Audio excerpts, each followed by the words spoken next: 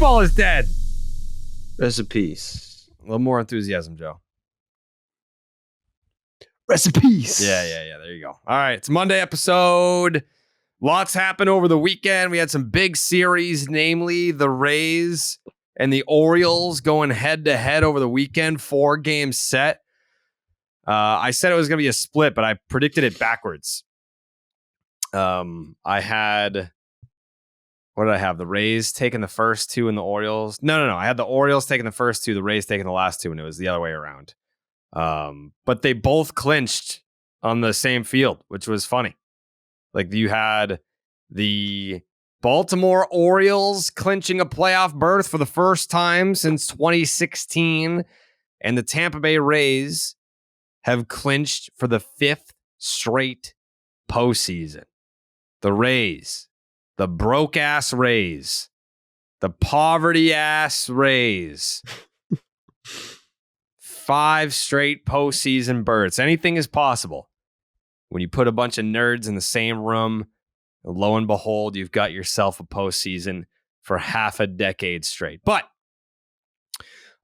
before we get into any of that, because in addition to talking about the teams that have clinched playoff berths, we've got the Blue Jays. We've got Shohei Ohtani drama. We've got MLB attendance stuff. Even the Rays might have a deal for a new stadium. We could talk about that. And then the Padres clubhouse drama. I think I saw this story like Thursday. Saw it a few days ago, and I was like, you know what? I'm putting that on the docket. We got to talk about that. Drama's juicy. But so are these parlays that we put out. And by the way, football's back, and it's in full swing with another week of epic games. And who's got you covered on the action for every single one of them? The DraftKings Sportsbook, an official sports betting partner of the NFL.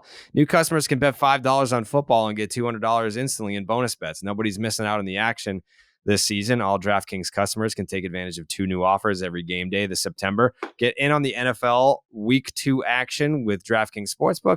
Download the app right now. Use the promo code Jared, Jared, to sign up. New customers can bet just $5 and take home $200 instantly in bonus bets only on the DraftKings Sportsbook with the promo code Jared. The crown is yours. Gambling problem? Call 1-800-GAMBLER. In New York, call 877-8-HOPE-NY or text HOPE-NY to 467-369. In West Virginia, visit www.1800gambler.net. In partnership with Hollywood Casino at Charlestown Races. All games regulated by the West Virginia Lottery. Please play responsibly. In Connecticut, help is available for problem gambling. Call 888-789-7777 or visit ccpg.org. On behalf of Boot Hill Casino and Resort. 21 plus in most eligible states, but age varies by jurisdiction. See DraftKings.com/sportsbook for details and state-specific responsible gambling resources. Bonus bets expire 7 days after issuance. Eligibility and deposit restrictions apply. Terms at sportsbook.draftkings.com/football terms. Okay. I'm going to pull a Manny Machado here and be a leader by throwing everyone else under the bus. And I'm just saying, you guys need to step it the fuck up. Like, I'm having a career year. You guys aren't. And that's the reason why we're not winning. It's not because of me. Leaders lead. I'm still really good. You guys are not. So when we do the parlay here, I need you guys to be better.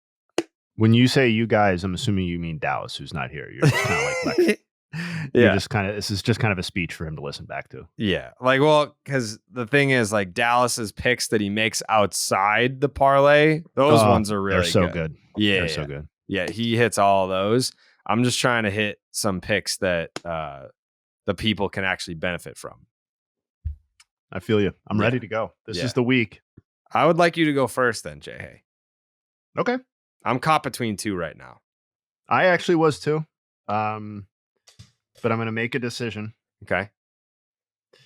I'm going to go Astros to win. Okay. Fucking shit, man. I was going to pick that. Damn. Were you really? That's a bad sign. Yeah. That's if a you're bad gonna pick sign. It is not a great sign. But if you were going to do that, I can hop off to my backup one and we can use both those. Because I got another one ready to go. That's a good sign. See that? That's teamwork. Sign. That's teamwork. All right. So you're going to take that? Wow. Astros to win? Mm-hmm. The clubhouse All right, culture is already shifting. Yeah. I'm going to take Dodgers to win. Dodgers to win. Dodgers to win. Wait, did they clinch yesterday? No, they clinched on Saturday. Yeah. It's gonna say that hangover game's already happened. Yeah, I was gonna say the hangover lineup game is a bold pick. No, we got the Bulldog Lance Lynn on the bumpy. Yeah. I'm caught between Kyle Schwarber or Trey Turner, 2+ total bases. Did you see who they're playing? Yeah. Was it Kyle Wright's pitching? Yeah. He's been cheeks since he came back. He's had one game since he's come back against the Phillies. Yeah, it didn't go great, but he's rested. Kyle Schwarber since July 1st, Kyle Schwarber is 4th in the big leagues in slugging percentage against right-handed pitching. 626, but he's hitting 233. So it's like, yeah, like he's going to run into one, but not always. So that's why I think Trey Turner is probably the better pick. 11th in MLB in slugging against right-handed pitching. It's 598, but the batting average is 307, which means he's getting his bat on the ball at a higher frequency than Schwarber. It's just a little bit less damage. So I think we're going to go Trey Turner, 2+ total bases today. Lock it in. And Dallas?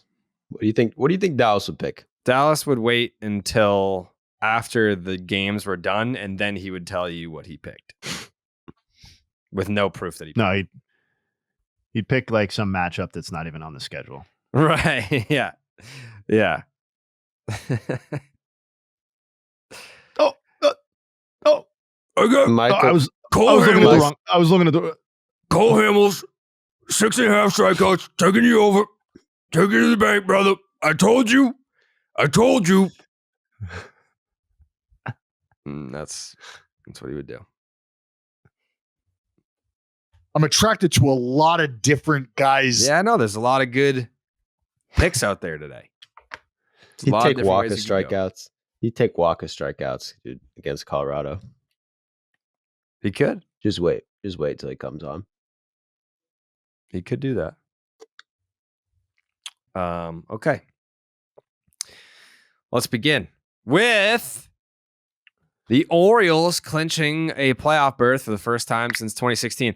I don't know. I mean, I think it's you know what? Let me see if RDT's around.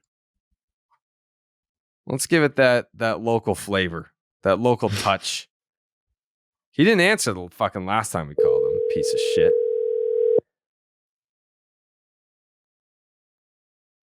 I think he has a real job, though. What a sucker. Yeah. Unbelievable. Maybe he's still hungover. Well, hello. Hey! A little bit. The high noons don't really hit you with a hangover, so right, you're usually good. You mean the blue moons? Yeah, the blue. That's what I meant. Yeah, yes. With a nice orange slice in there. Yes, thank you. Congratulations are in order. Yeah, I'll say congrats. It's been an up and down year, but it's been a fun one. And what do you mean it's been an up and down year? You guys just split the fucking series. No. You have one of the best records in baseball. Like, did you expect to steamroll Tampa? You're in first place, and you're in first place in what everyone has regarded as the best division in baseball. I don't know if that's still true anymore. When I said up and down year, I meant from a PR public perspective. I'm literally writing the blog now. You guys sewered your broadcaster. Well, we didn't. The owner, who then walked into the locker room yesterday and was taking dong bong. That's not we.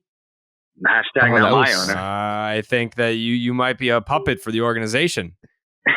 People have accused me of being on the payroll, so I get where you're coming from. Right. What else has been down about this Orioles season? It's been fucking awesome.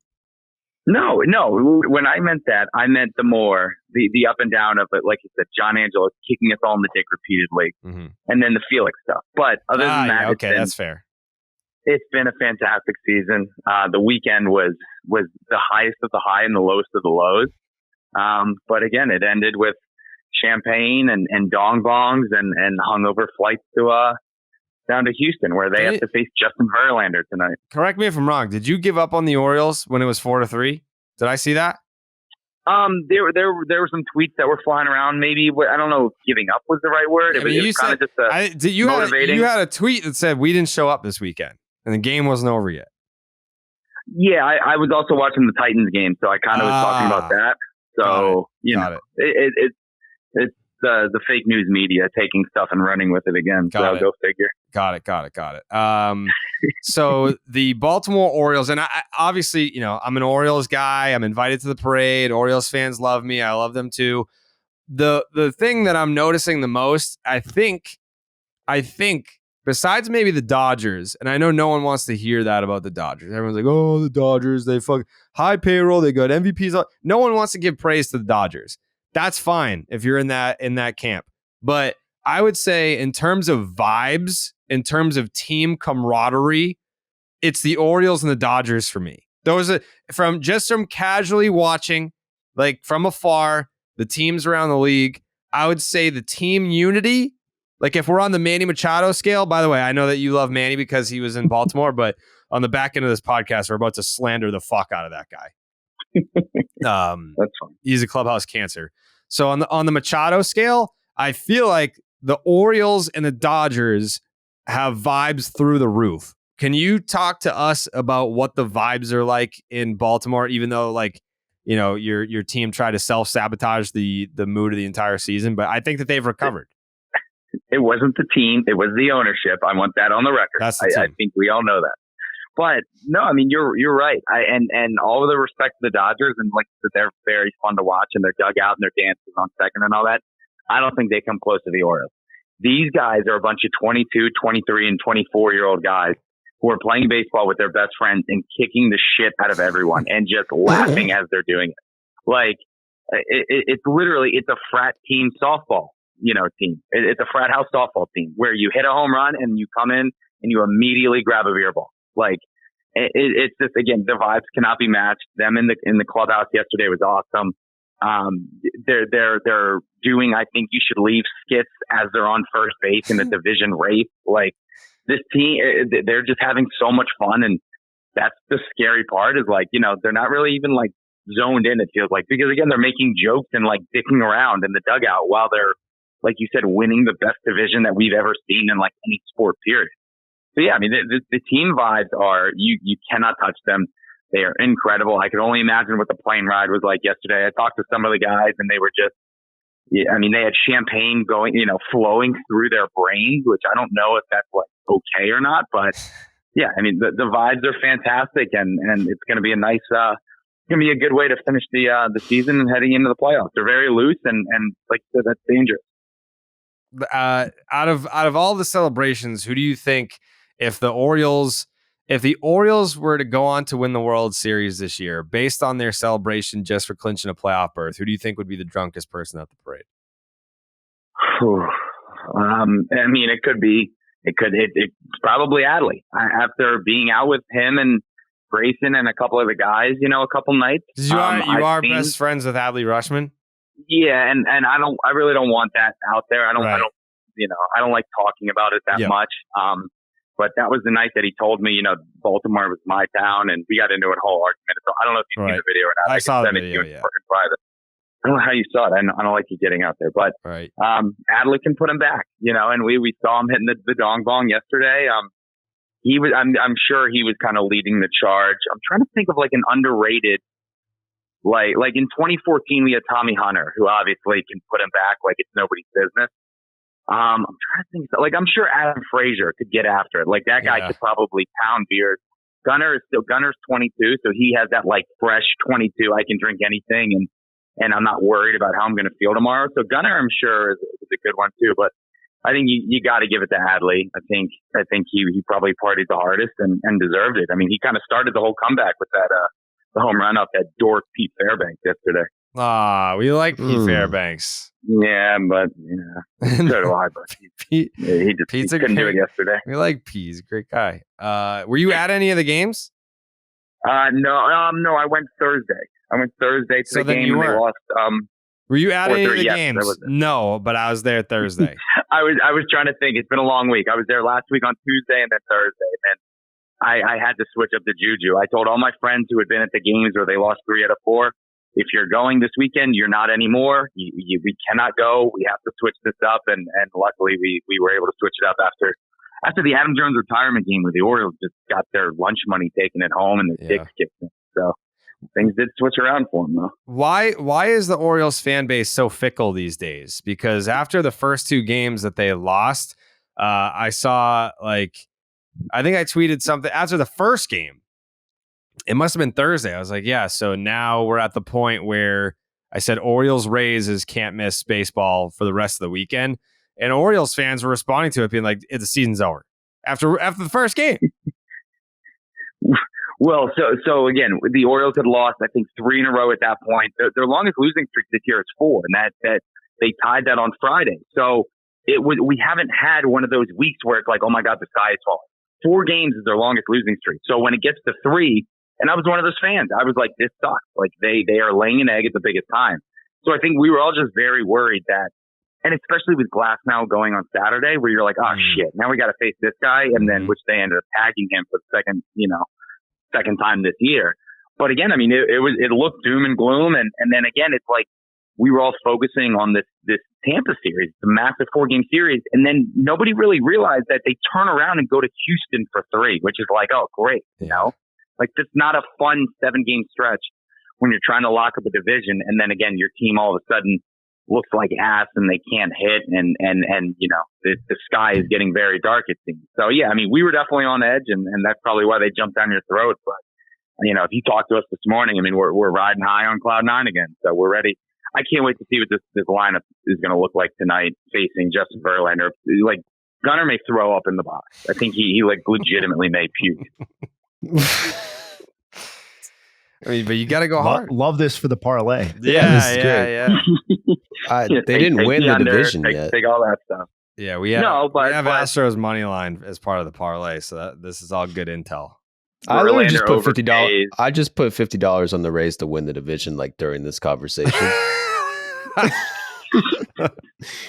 Because how are they this fucked up? They didn't win the division yet. We got to go for the marbles. That's a big deal. This team lost 110 games 2 years ago. 2 years ago. So it's you know, I think, and I knew Orioles fans were going to kind of poo-poo on the celebration, but it's like, again, these guys have gone through so much, especially guys like Santander and Mullins and John Means and Austin Hayes. I mean, they were there for those, you know, they were playing in front of 3,500 people. Well, that was going to be my next point, is like guys like that can go hard, but half the dudes that contributed to this team going back to the postseason did not suffer through that 110 lot season. They just simply were not there. They were still in middle school. Yeah. Jackson Holliday he was trying to learn which bus, you know, that he needs to get on for kindergarten. Right. But no, I mean, I get that. But again, these guys were drafted and kind of touted as like, hey, you know, you guys are going to be the ones that are going to get us over this hump. And they're obviously haven't done it yet, but they're going in the right direction. And remember, I mean, this is a team who Vegas had them projected at 76.5 wins. They're at 93 right now. Like, I think it's okay for these young guys to celebrate this and to have some fun with it. And, you know, it's okay to be happy about stuff, accomplishing some stuff. Yeah. I'm definitely not one of those, like, I don't criticize celebrations. I don't criticize clubhouse celebrations. I think it was a little bit weird, like when the wild card game was one game. So it's like you would clinch getting into the wild card game, and then you would celebrate clinching. Then you would have this 1-game playoff, and then celebrate that, and then go play in the division series, and then celebrate that. Like, it was way too. If you played in the wild card game, it was way too many champagne celebrations. Well, I'll allow it for the Orioles in 2012 because that was the very first one. They won that game, Joe Saunders versus Yu Darvish. So I think you have to celebrate the inaugural one, but every other one I would never celebrate. Yeah, like, it's one game. Even if they won in 2016, I would have just gone to bed. Well, now that it's a series, I don't mind. But one game is a little much. It's just I thought before, it's like when you play in the wild card game, it's like your penalty for not winning the division. So you're playing for the right to play in the playoffs. It's the postseason because it's after the season, but the playoffs don't start until the division series. But now I've got no complaints about champagne celebrations anymore. If you win a series, pop bottles. If you win one game, give me a fucking break. But anyway, I'll allow that. I agree with it. All right. What's your stupid fucking Twitter? Because between you and Max, all the fucking people that I call to represent their teams, you guys have the dumbest fucking Twitter handles. Again, I'm trying to get it changed. We're working on it. You've been saying this for 3 years. Yeah, but we know how dumb this company is. This got and Elon. We don't know. You called it the mean streak of Twitter, or whatever. They're done. I still don't know with him. So I'm still very scared. All right, what's your dumbass Twitter handle? EDITTI22. Stop. It's dumb. There's got to be a way. There has to be, but again, I'm not messing with any mojo right now. I'm not changing anything up. I'm doing the same thing. You know? That's fine. I've been there. I remember when the Red Sox won the World Series in 2013. I kept my following at 617.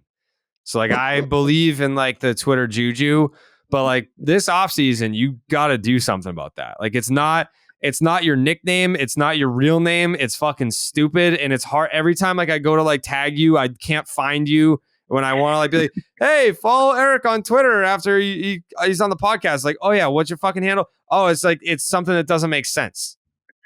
It's because I had to hide in the high grass. I get it. And try, you know. So I had to put my dad's birthday as my birthday on there and use his email. So now every July 12th, I get text being like, hey, happy birthday. And it's on my birthday. Right. So, yeah. If only we had a friend that worked at Twitter that could help us. Oh, man. I don't even know what that guy's up to anymore. Right. Yep. But, you know, apparently he's getting married or something soon. But what a loser. Can't help me out. Whatever. Loser. Absolute loser. All right. That's RDT from Barstool Sports. Covers the Baltimore Orioles. Follow him on Twitter at fucking whatever he just said. Go find him. Thank you, Jared. Appreciate this phone call. Talk to you soon. Bye. Goodbye. I gotta say on the Orioles, like, yeah. I don't want to just we didn't blow past it because obviously he blathered for a while, but it happened so fast. Like he referenced it casually, but they went 52 on 110 2 seasons ago. Yeah. They finished 48 games out of first place 2 seasons ago. Yeah. 48 fucking games. And 2 seasons before that, they finished 49 games. And a season before that, they finished 61 games out of first place. That feels like a misprint. 61 games. My God. But like 52 to 83 to 93 this season, like their current win percentage, like we're not talking about some franchise that has never won jack shit before. Like they have 7 pennants and 3 World Series titles. And this season is going to be, or would be, at its current rate, their best winning percentage since 1979 and the 5th best in franchise history. Like we're 4 wins from surpassing anything done during the Adam Jones, Buck Showalter, Chris Davis, Machado era, the best of that team. It's just, they've been good all season and they were good for a decent chunk of last season. So maybe it doesn't feel quite as fast as it's actually been, but maybe I'll look at it for the end of the podcast or the next one. But I would love to know the number of instances where a team has gone from their winning percentage in 2021 that low to a winning percentage in 2023 as high as it is. Like, I just don't think like a 2-year turnaround. Yeah. Like, I just don't think there are many examples of that in recent baseball history where when you bottomed out, the bottom completely fell out. And 2 years later, you might win 100 fucking baseball games. Yeah. That Tigers turnaround was 4 years. The 02 to twice 06. as long, right? Yeah. And who knows what they'll do in the postseason, right? And to some extent, that's what matters. But I think it's incredibly impressive how quickly they've turned this around. And, to the points of what Eric was saying about the people on the team, like we know how the Orioles spend, but their core of players has a nice 2, 3, 4 year run coming up here where particularly the offense could be pretty dangerous. Yeah. They're not going anywhere. There's nothing fluky about it. You look up and down. I think the only thing that I mean, not to take a negative turn here, the only thing that kind of makes me balk at there being like a run, like a serious run, is the Orioles, I guess, lack of urgency to spend money. Yeah, and I think that's fair. And I also think this run may end up looking a lot like the run from 2012 to 2016, where it's not 5 straight division titles. Like, I just don't think with the way the AL East is set up right now that any team is going to run off 5 straight division titles anytime soon. Like, back to those back Orioles is impressive in this division. Right. And those Orioles teams finished second, third, first, third, second. That to me is a perfectly viable and easily foreseeable outcome for the next 5 years for this Orioles club too, because the Blue Jays are still good. The Rays are always good. The Yankees in theory should be good. Right. And if we're talking about the two teams that are maybe the most talent poor right now, being the two historical juggernauts in the division and the two teams most capable of spending, then that to me suggests a division that's going to be very difficult for any team to win 3 or 4 or 5 straight division titles. Yeah. All fair. So that could still be a success is my point. Yeah. It doesn't have to be a Braves run. It doesn't have to be a Dodgers run for this core of players to achieve success. Yes. I agree with you. It should be fun. I think, let me see what I'm going to play that clip. Just if anyone missed that series over the weekend, the vibes in Baltimore were something to behold. It was a very... Mateo's going. Oh, here it is. Mateo's going. And a pitch is fair. Fair ball inside the bag. Here we go. Here it comes. Mateo around third. He is going to score. This game is tied. Adam Frazier comes through.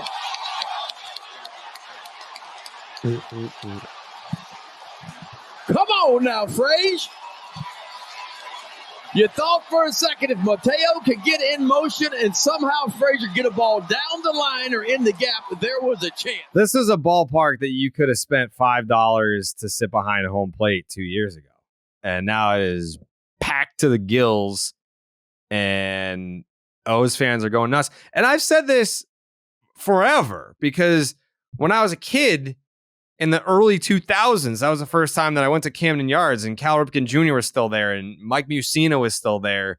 And like, you could see, like, Baltimore is a fucking baseball town. Like, they love their baseball there. It's just, you got to put a product on the field that's worth going out to support. Not every market is going to be like the Cubs, where it's like, yeah, we fucking suck, but we're gonna bang this place out just because like it's fun to drink there. Like, that's it's not common practice. And I would argue that in 2023, there basically isn't a market in baseball that exists where if you reel off 5, 6, 7 straight terrible seasons, that people are still going to come out. I think the consumer is too. I think, they kind of maybe they are the best. Do show up maybe they on are the weekends. best example. Yeah, weekends though. But even the Cubs stuff, like that was a more recent phenomenon than I think we realized. Like, when the Cubs were bad in like the 70s and 80s and early 90s, it wasn't necessarily a rockin' place to be. That lovable loser stuff kind of came about. The tag existed for a long time, but in terms of actually packing the stadium, that came a little later. But I just don't think I don't think it reflects poorly on the fan base if you consistently put out a terrible product for the better part of a decade and people don't come in droves. Like, I just don't think that really exists anymore. What a great marketing fucking move that was. Like, yo, we suck. It's awesome. Come out to see the lovable losers. Yeah. We're terrible. We're terrible. It's a good thing. It's a good thing we suck. You want to be good and be fucking loser? No. You want to suck and be cool. Yeah. Hard to pull that off. They did for a long time. Yeah. Come sing songs. Come buy our $9 beers. It'll be great. We'll sing Go. But they had an Go. iconic broadcaster. Mm-hmm. They had an iconic stadium. Yep. They're in the 3rd or 4th biggest city in the country. Need a lot of things working with you to get that to run. Yeah. You have to have the next best option be the White Sox. What are you guys going to do? Go be White Sox fans? You're right. That's a good point. Guys, the fighting Reinsdorfs. Guys making a lot of sense. I'm glad the Orioles owner redeemed himself though, doing bongs in the clubhouse. I think we all owe him an apology, and he's been running the team great. I mean, to take a team from the worst record in the league to be in the top of the division in 2 years, I mean, we just got to tip our cap to the owner. I think a lot of times we forget how hard the owner has to work, and we should just give that before we move on.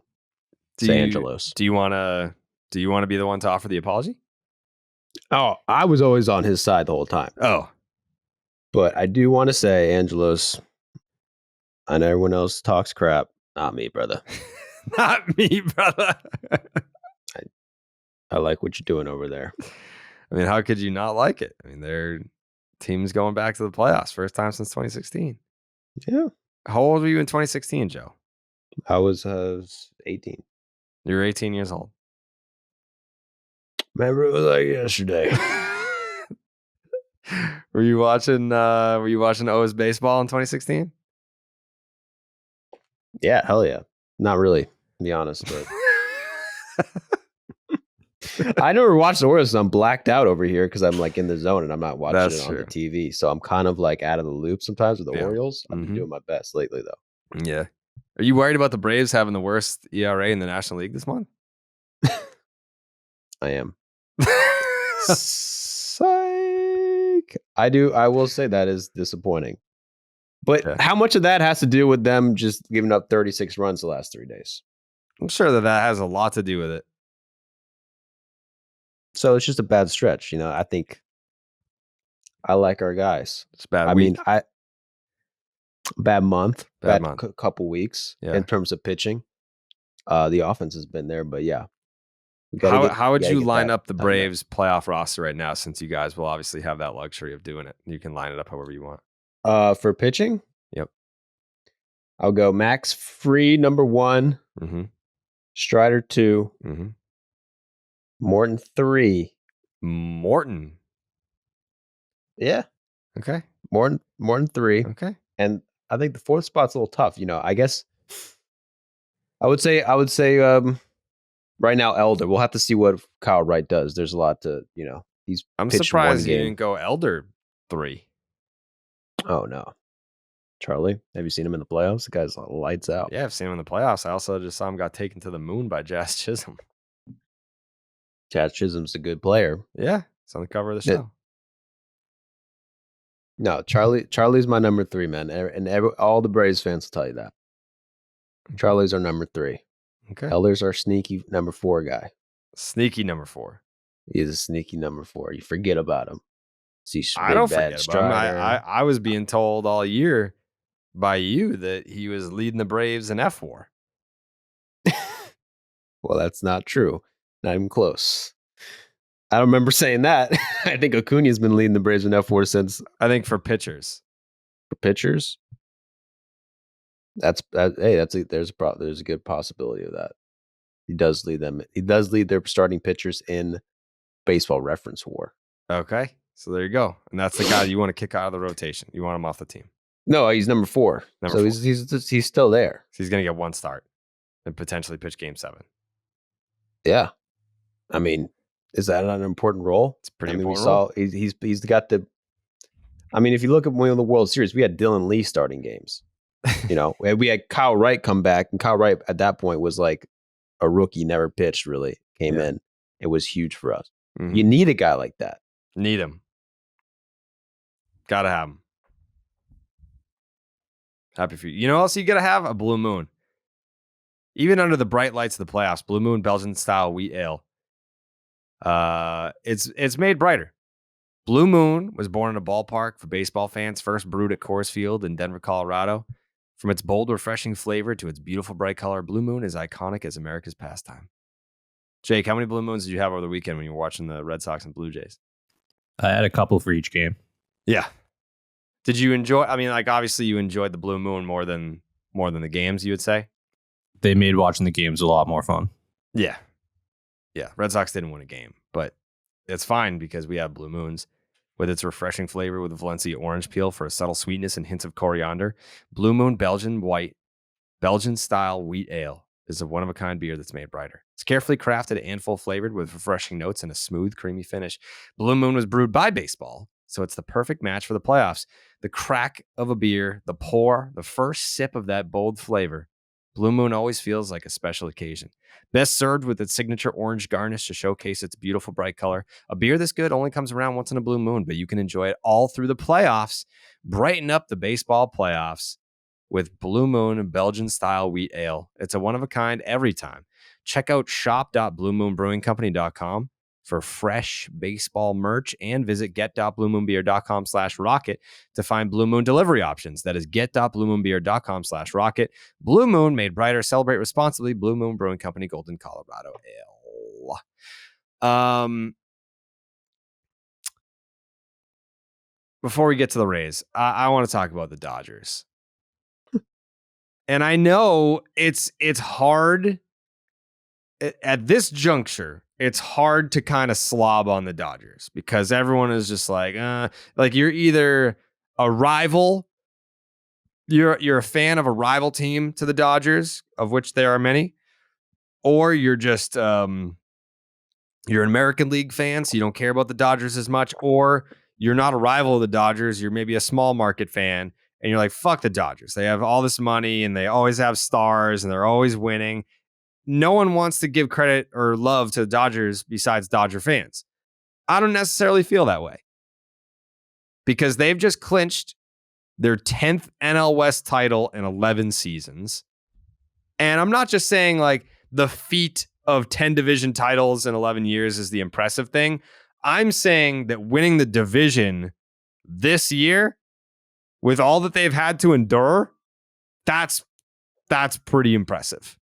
Like, that is an impressive feat to lose Dustin May, Walker Buehler, Julio Urias, Gavin Lux. Like, their intended roster never played a game this year. Never. Their fully intended roster for the 2023 season never played a game together. And they still just fucking cakewalked to the division title. When they are 13 and a half games up on the next closest team. And some of those teams, it's not like they're in a shit division either.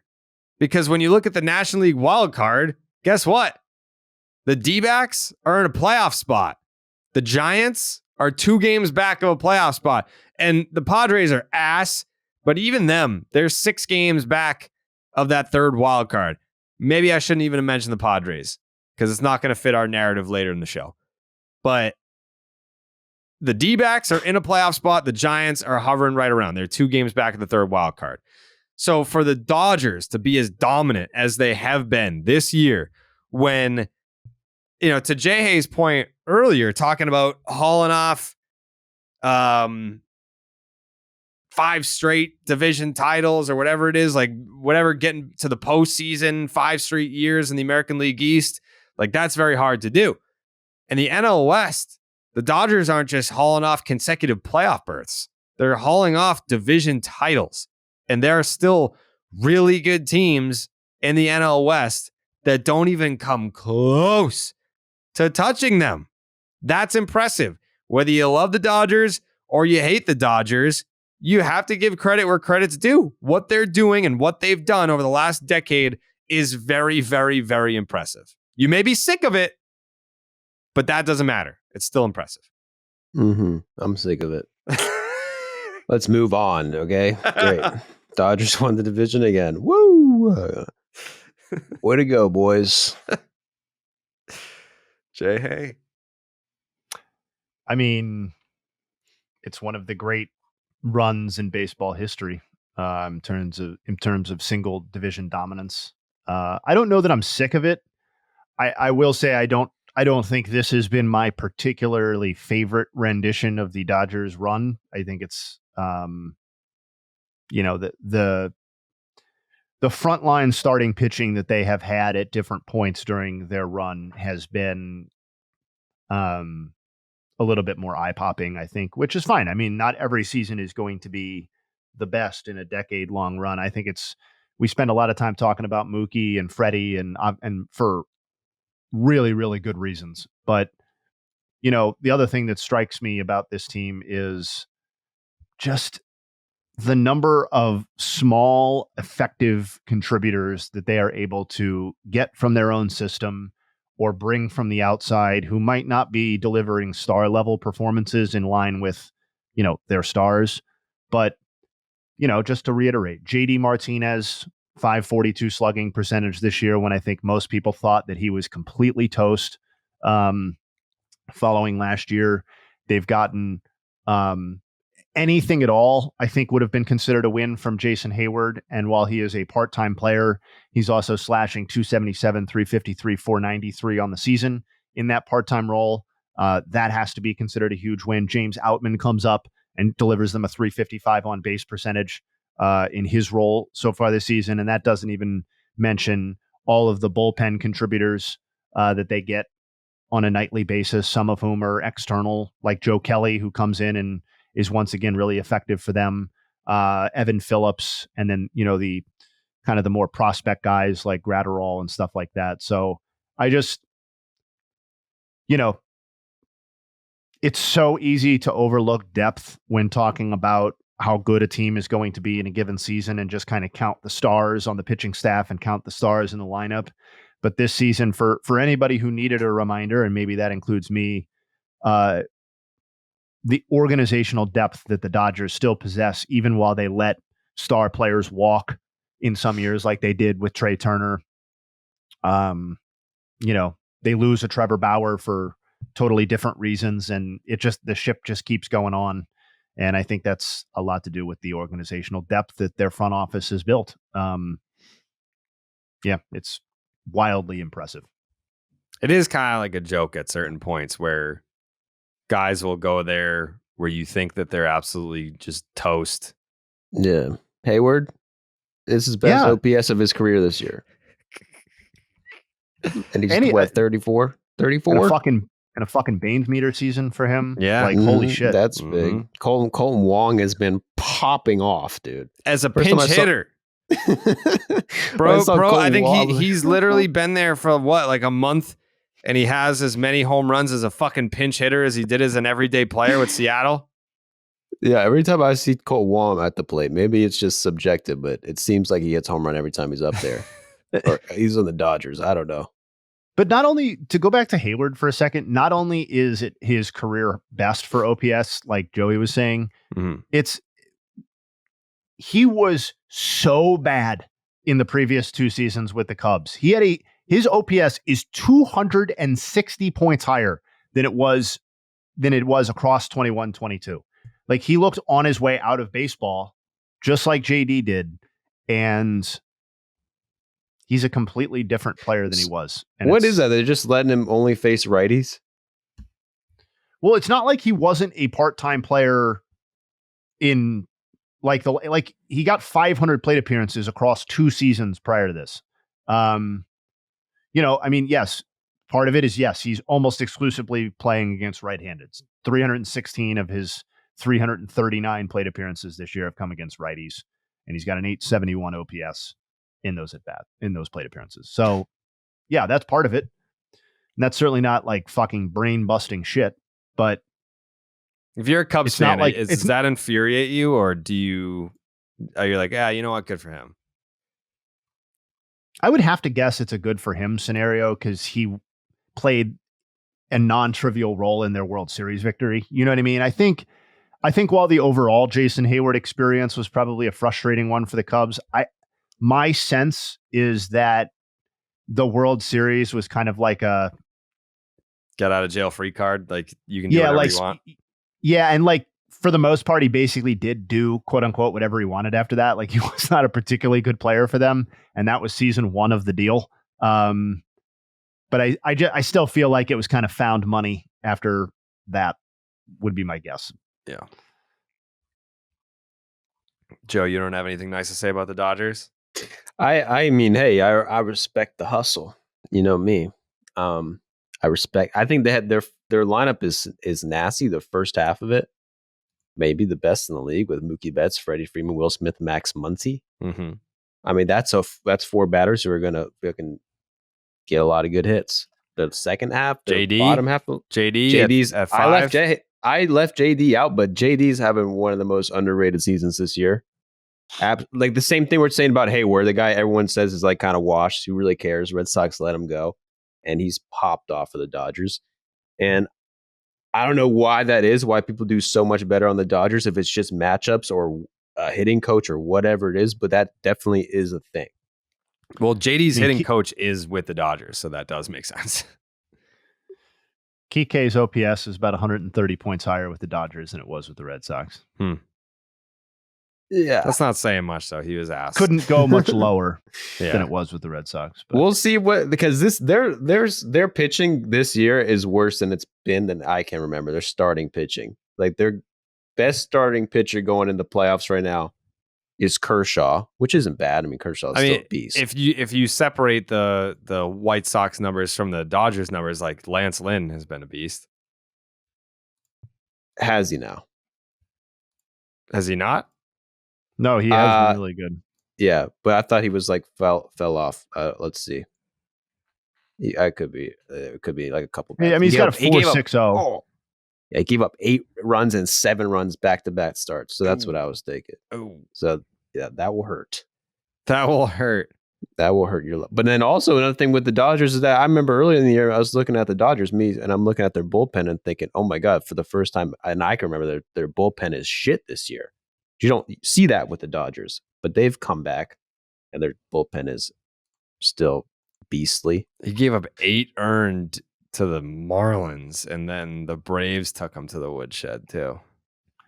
I mean, to Joey's point though, this might be the most like bullpen heavy version of this Dodgers run that we've seen, because you look at it relative to the rest of the league, and they have like a legitimately middle of the road, not that great starting pitching ERA. It's like 4.5, and their bullpen ERA, by what I'm looking at, is the 4th best in baseball.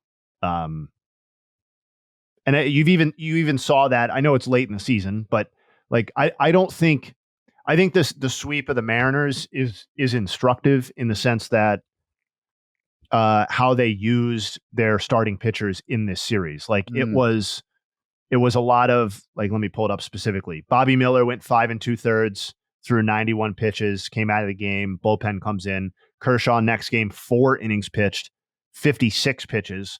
Bullpen comes in, including Sheehan, who gave them 3 scoreless innings.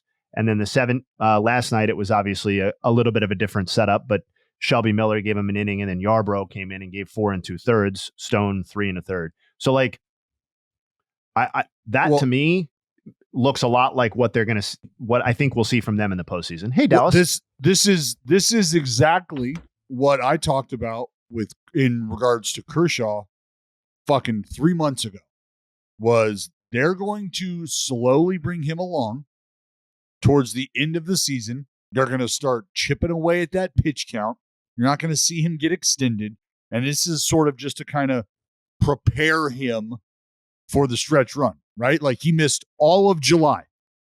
And why did he miss all of July? I get that there's probably a serious injury or a serious physical ailment that has to be paid attention to. I'm not saying that there was nothing wrong. Clearly there's something that they need to address.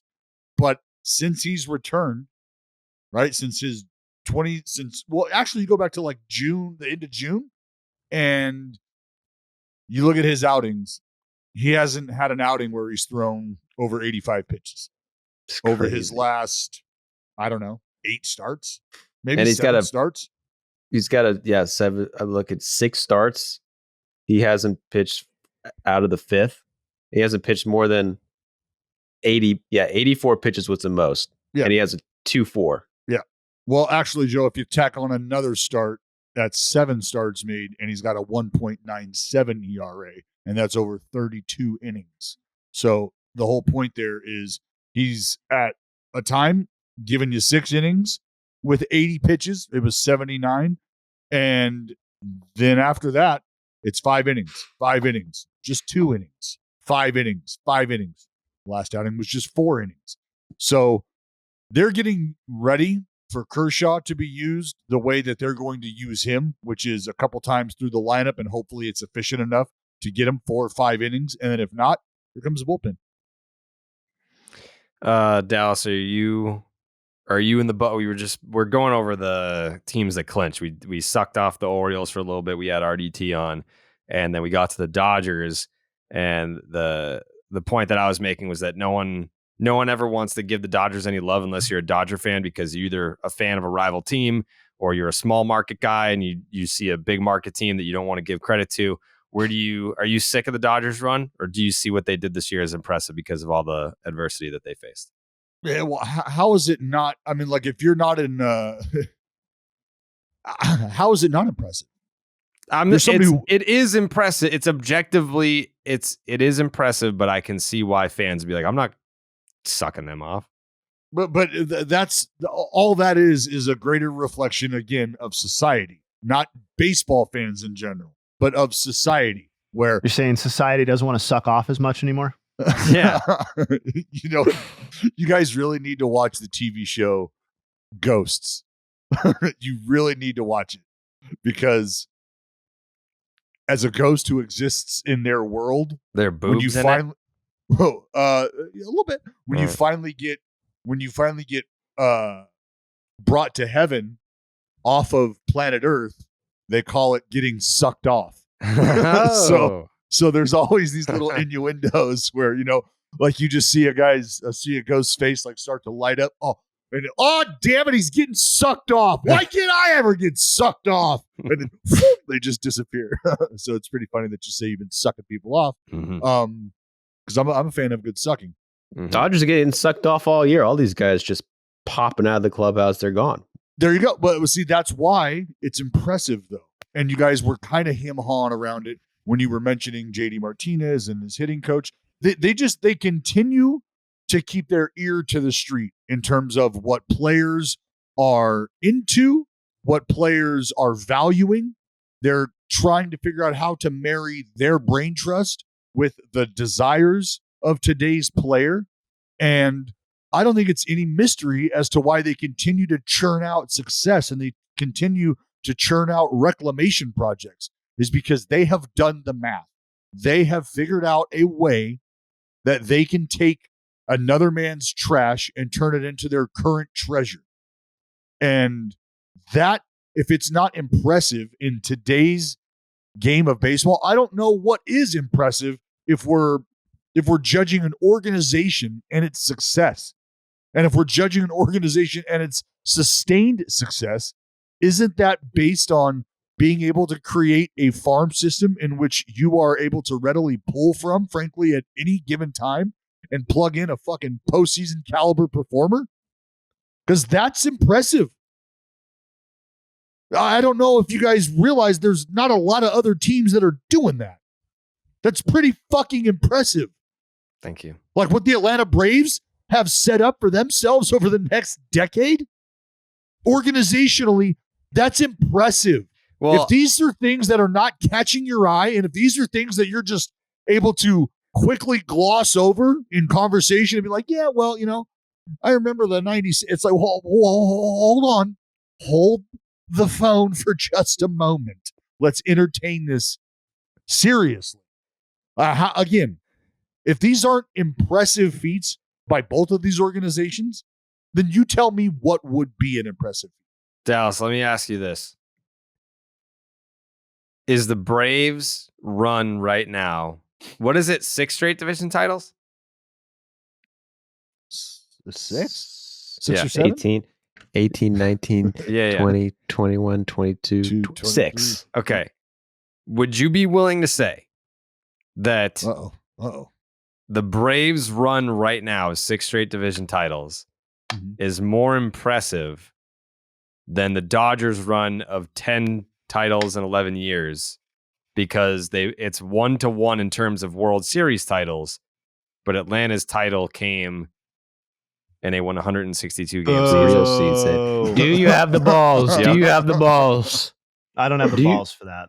No. Is Atlanta's run already better than the Dodgers? And factor in What did they break the home run record this year? Another 4 or 5 years of dominance is all I'm factoring. What if they win this year? What if they win this year? How long it took you to graduate high school? So 5 years of you just being able to college. Okay, sorry. So you're a doctor? I should be. So 7 years in college. Yeah. And I'm not sure how much of that you got right. No. 5 years, 5 extra years on top of what the Braves have been doing is what the Dodgers have been doing. And 10 out of 11. Think of that. Decade. You didn't hear my follow-up. If the Braves, is there a way that the Braves run can be more impressive than the Dodgers run in less time? If they win the World Series this year with 100 plus wins and they've hit the most home runs of any team ever, and then they win the World Series this year, they have 2 titles to 1, and the Dodgers won is a 60-game season. The Braves have 2 and 162. Does that mean that the Braves in 7 years have a better run than the Dodgers at 11 years? And I'll say, when we start talking about the importance of the games played, the total games played, if there's only one World Series under the belt of the Atlanta Braves during that stretch, could you somehow equate the second championship run of the Atlanta Braves to being more valuable than all of those extra games that the Dodgers played that they didn't win a World Series in? I mean, I would be far more easier convinced if there's a second title under the belt of the Atlanta Braves. That's a conversation I can start to entertain. But until that second World Series comes about, again, I know that people want to take pot shots at the 60-game season and the championship and any other accolade that comes along with the COVID season. And there's a lot of players who will tell you that was a separating season, whether you were committed to the cause or not, committed to what you were able to do or not. So it does count and it does matter. All that aside, the Atlanta Braves, should they be able to put another trophy in the case, another ring on the finger, then I'm here to listen to arguments over a more successful existence without another 3 or 4 year run.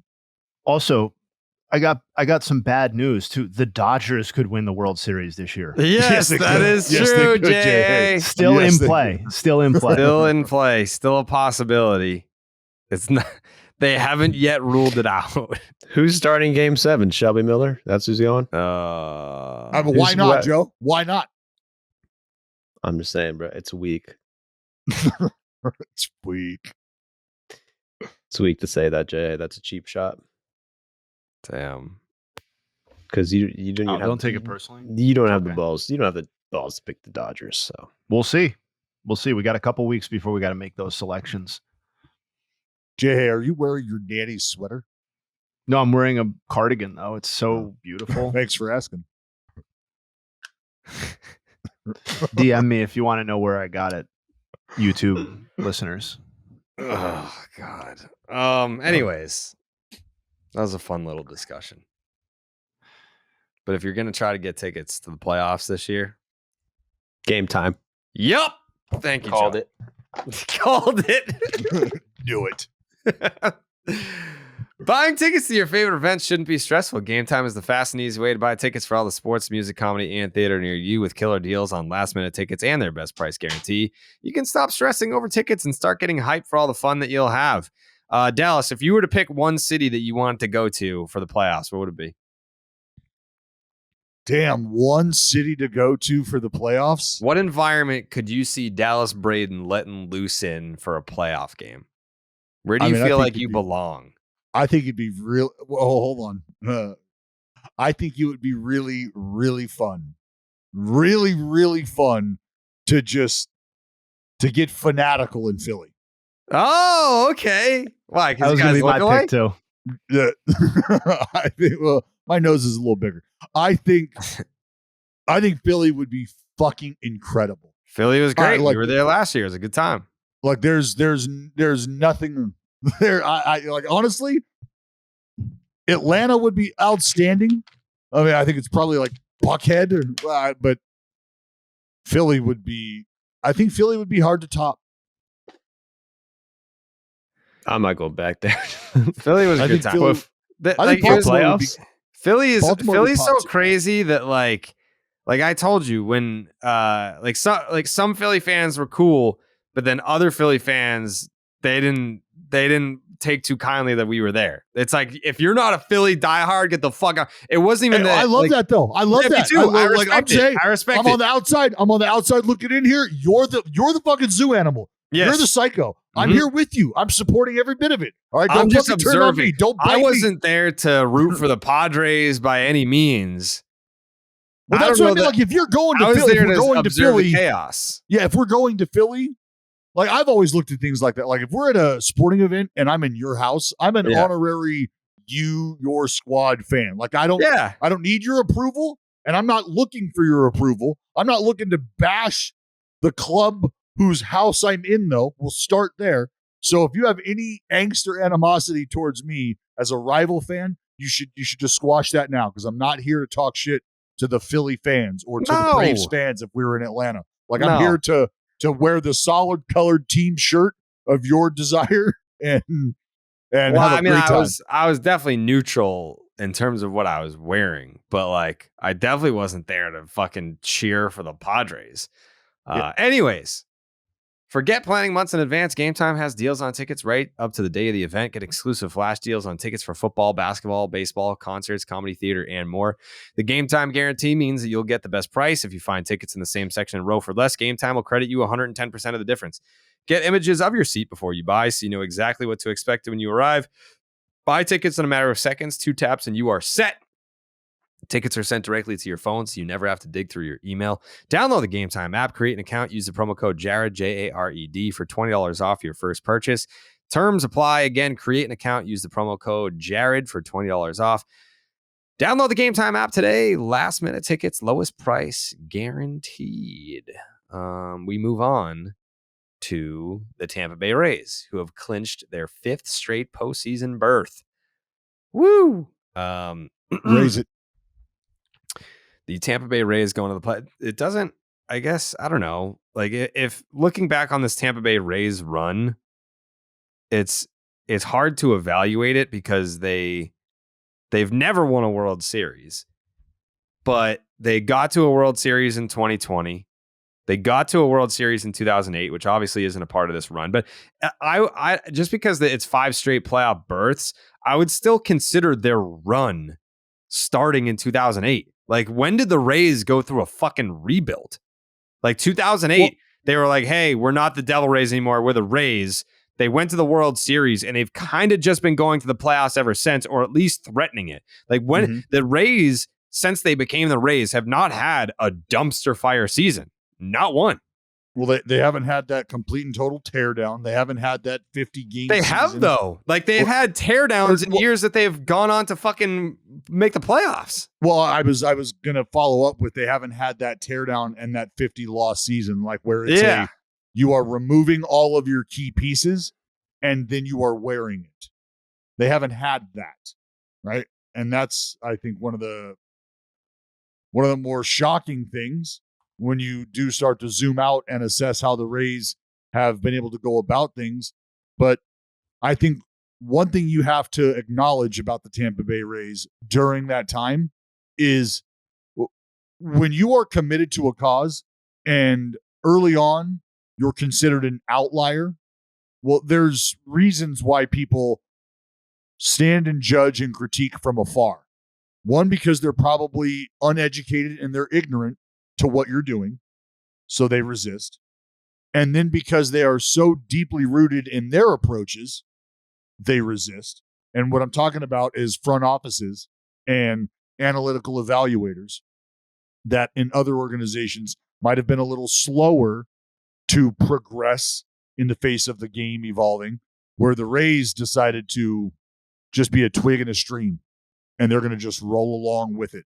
And they are going to stay at the forefront of how they've analyzed and critiqued players and their shortcomings and or their strengths. And now here we are.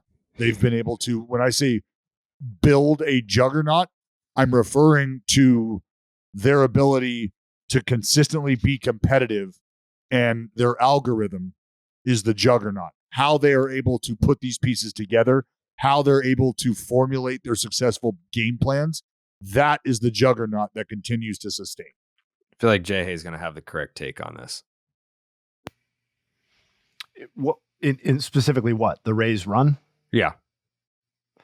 I mean, they went 5 straight seasons without making the postseason. So I do feel that there has not been a total teardown. There has not been, like we're talking about, with what the Orioles endured or what the Tigers have endured or something like that. Not to cut you off, but I wonder, of those 5 seasons, how many they would have gotten in under the new format. Yeah, that's fair. I would have to go back and check. I mean, one of them was over 500. Like 2018, probably they make the playoffs in the old format when they went, or in the new format when they went 90 and 72.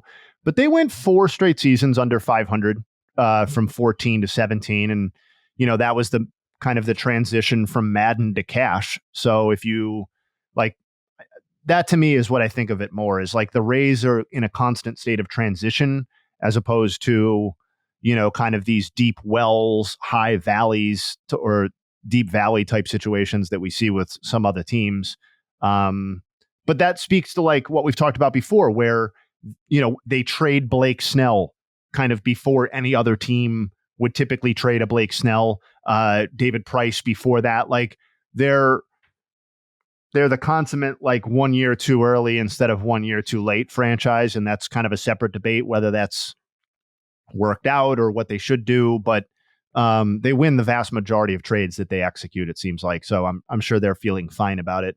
But it is wildly impressive. To your point about going back to 2008, we're talking about now, this will be the 9th playoff appearance since 2008.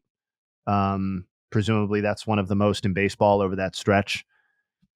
They've got the 2 World Series appearances.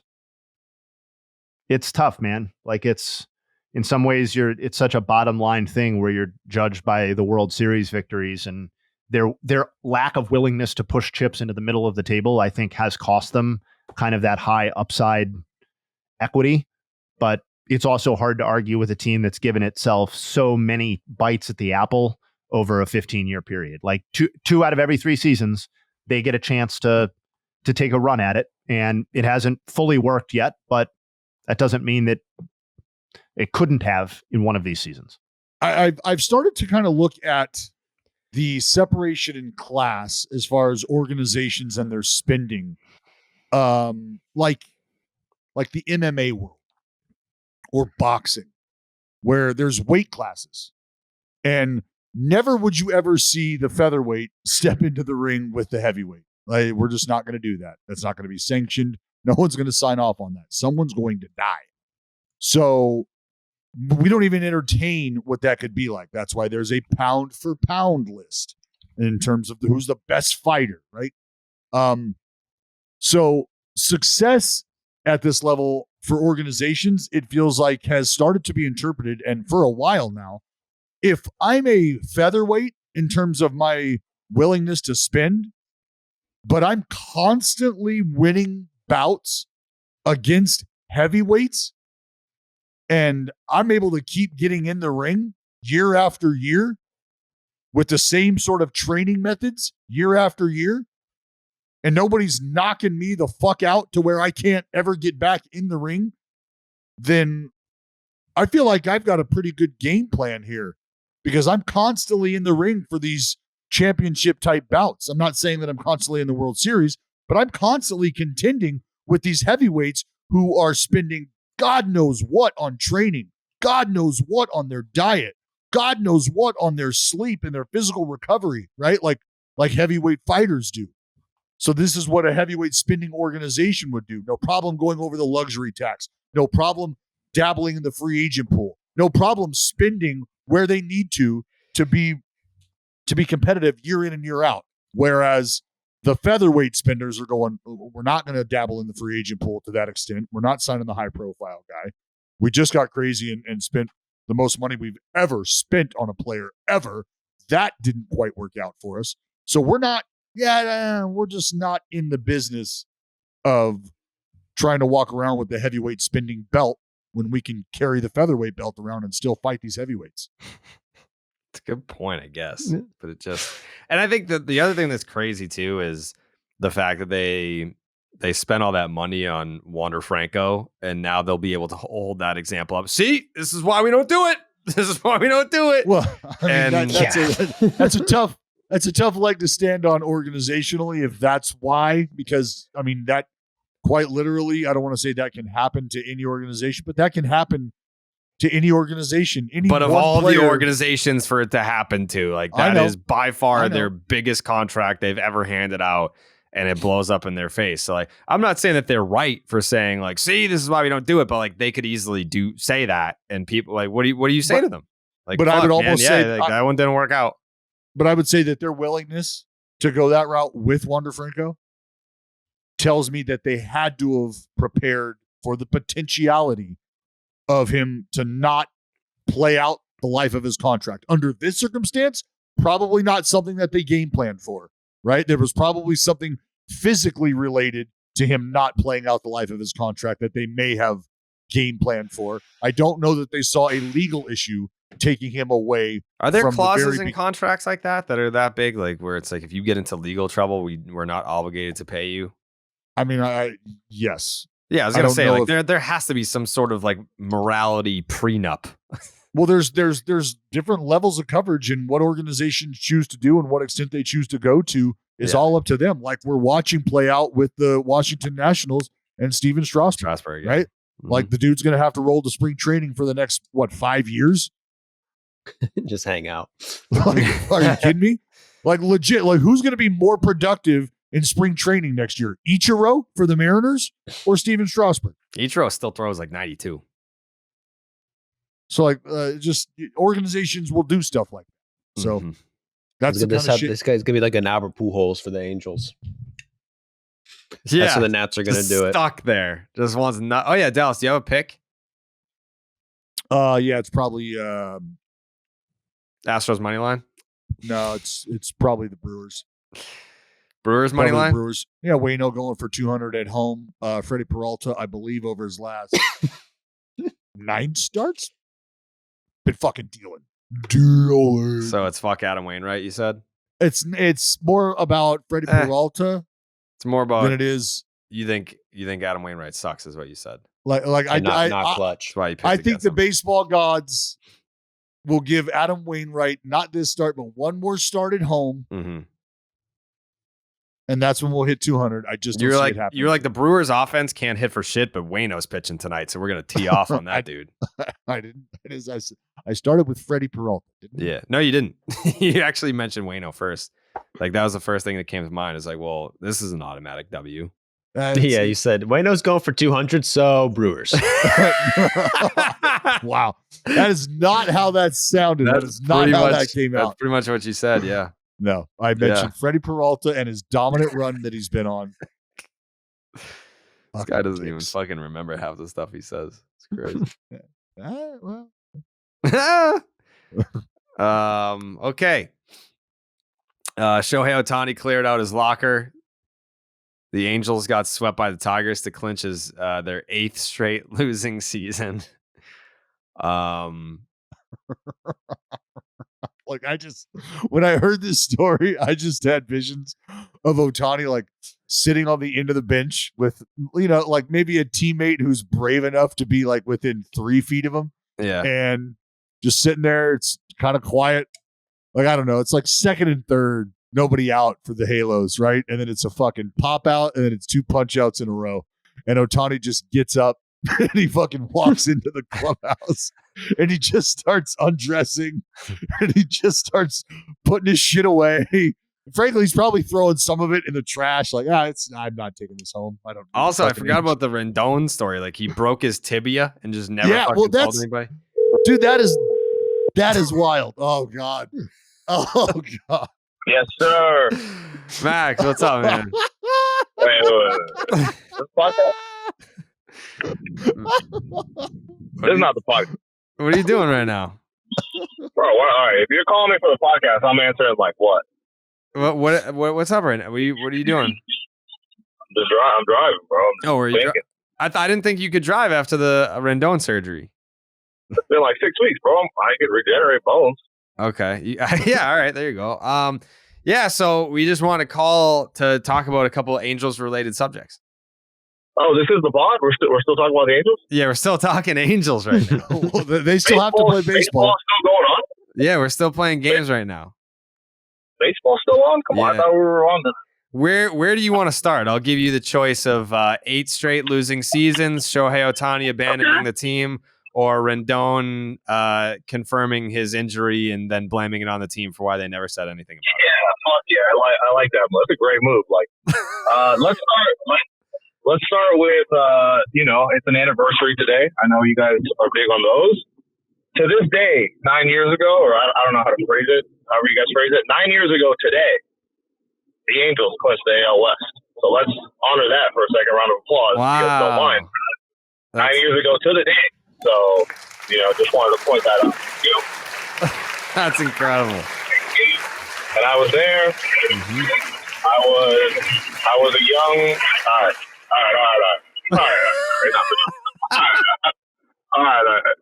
That's how Jared is when he gets in the booth. All right, guys. All right. So I was in the crowd. I had the ski goggles or whatever, and I think Jared Weaver was spraying everybody. All right, but let's start with Rendon. I know you guys have probably set the table, and you put all the food out for me to eat. So I kind of so he went to 4 different doctors. I don't know if you guys have got this deep into it. 2 were picked by the Angels, and 2 were picked by him. Mm-hmm.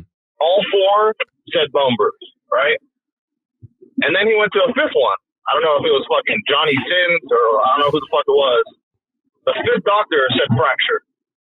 And then this fucking guy wants to come out and be like, oh yeah, by the way, broken bones take a long time to heal.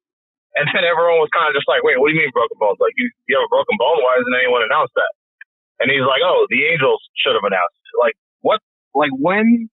We should just be grateful that, the Angels are the gift that keeps giving. How the fuck? You couldn't make this up.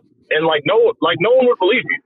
And, So Max, Max, let me ask you then, is this a matter of Anthony Rendon getting his 5th opinion, which I have no problem with, and then taking that information and really not waiting for the Angels to say much or even confer with the Angels on the results? Is he just thinking, hey, I went to the doctor, the Angels probably know how that went, this doctor says it's broken, so the Angels probably know that, they're probably going to make that announcement, and I can just go on about my business. Oh, look, here, I'm at the field. Oh, look, there's people with microphones. I'm sure they probably already know what happened to the doctors, right? The Angels know. I'm sure the Angels told them. Hey, Anthony, how's your leg doing? Oh, well, broken bones take a long time to heal. Yeah, we do know that. But what we didn't know is that you had a broken bone. Did you care to enlighten us? And he's going, oh, well, I thought the Angels would have told you. Is that what happened? Was it in a day? What the fuck happened here? I'm not sure. He used the call out tactic, when people when teenagers call out of work. It's I thought you guys knew. I thought you guys knew I was sick. What the fuck? I was it just doesn't make sense to me. The only thing that kills him here is the Sam Blum keeping track of every time he's asked him how he's doing. And that's the only thing that kills him, because he's like, hey, we asked you 7 times how your health was doing, and you said you have 2 wrists.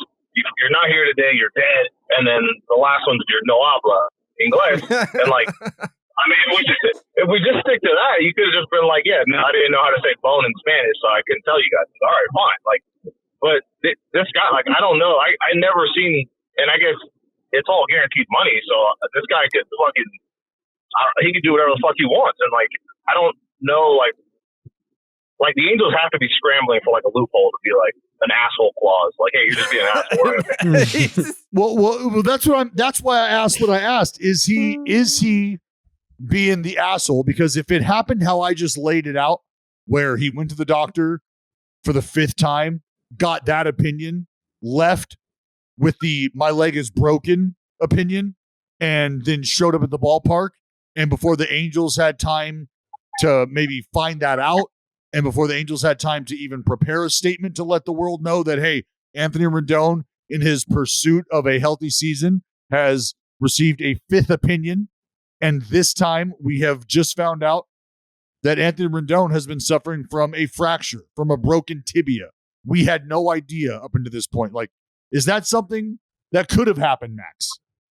Or did Anthony Rendon just completely fly by the finish line without telling anybody? I'm not even sure. I don't have all the facts, but I'm not even sure the Angels knew about the fifth doctor. The fifth doctor, like this guy, Rogue, who knows what he does, but he's the one that found the tibia. Everyone else, like, I don't know if you guys ever seen an x-ray. You can kind of see cracks if you have eyes. And the fifth doctor is the only one that saw it, so he must be the best. I don't know. Like, it's one of those things, man. Like, has it ever happened in baseball history? No. Like, and it's happening to the Angels, and it's happening to this guy who was like a consolation at worst. Maybe that's why he's mad, because he knows he was just a consolation. But like, we're just asking this guy to play baseball. Like, we're not waterboarding him and asking him for the secrets to world peace, brother. Like, hey, just hit a ball and ground like rockets at you. I don't know.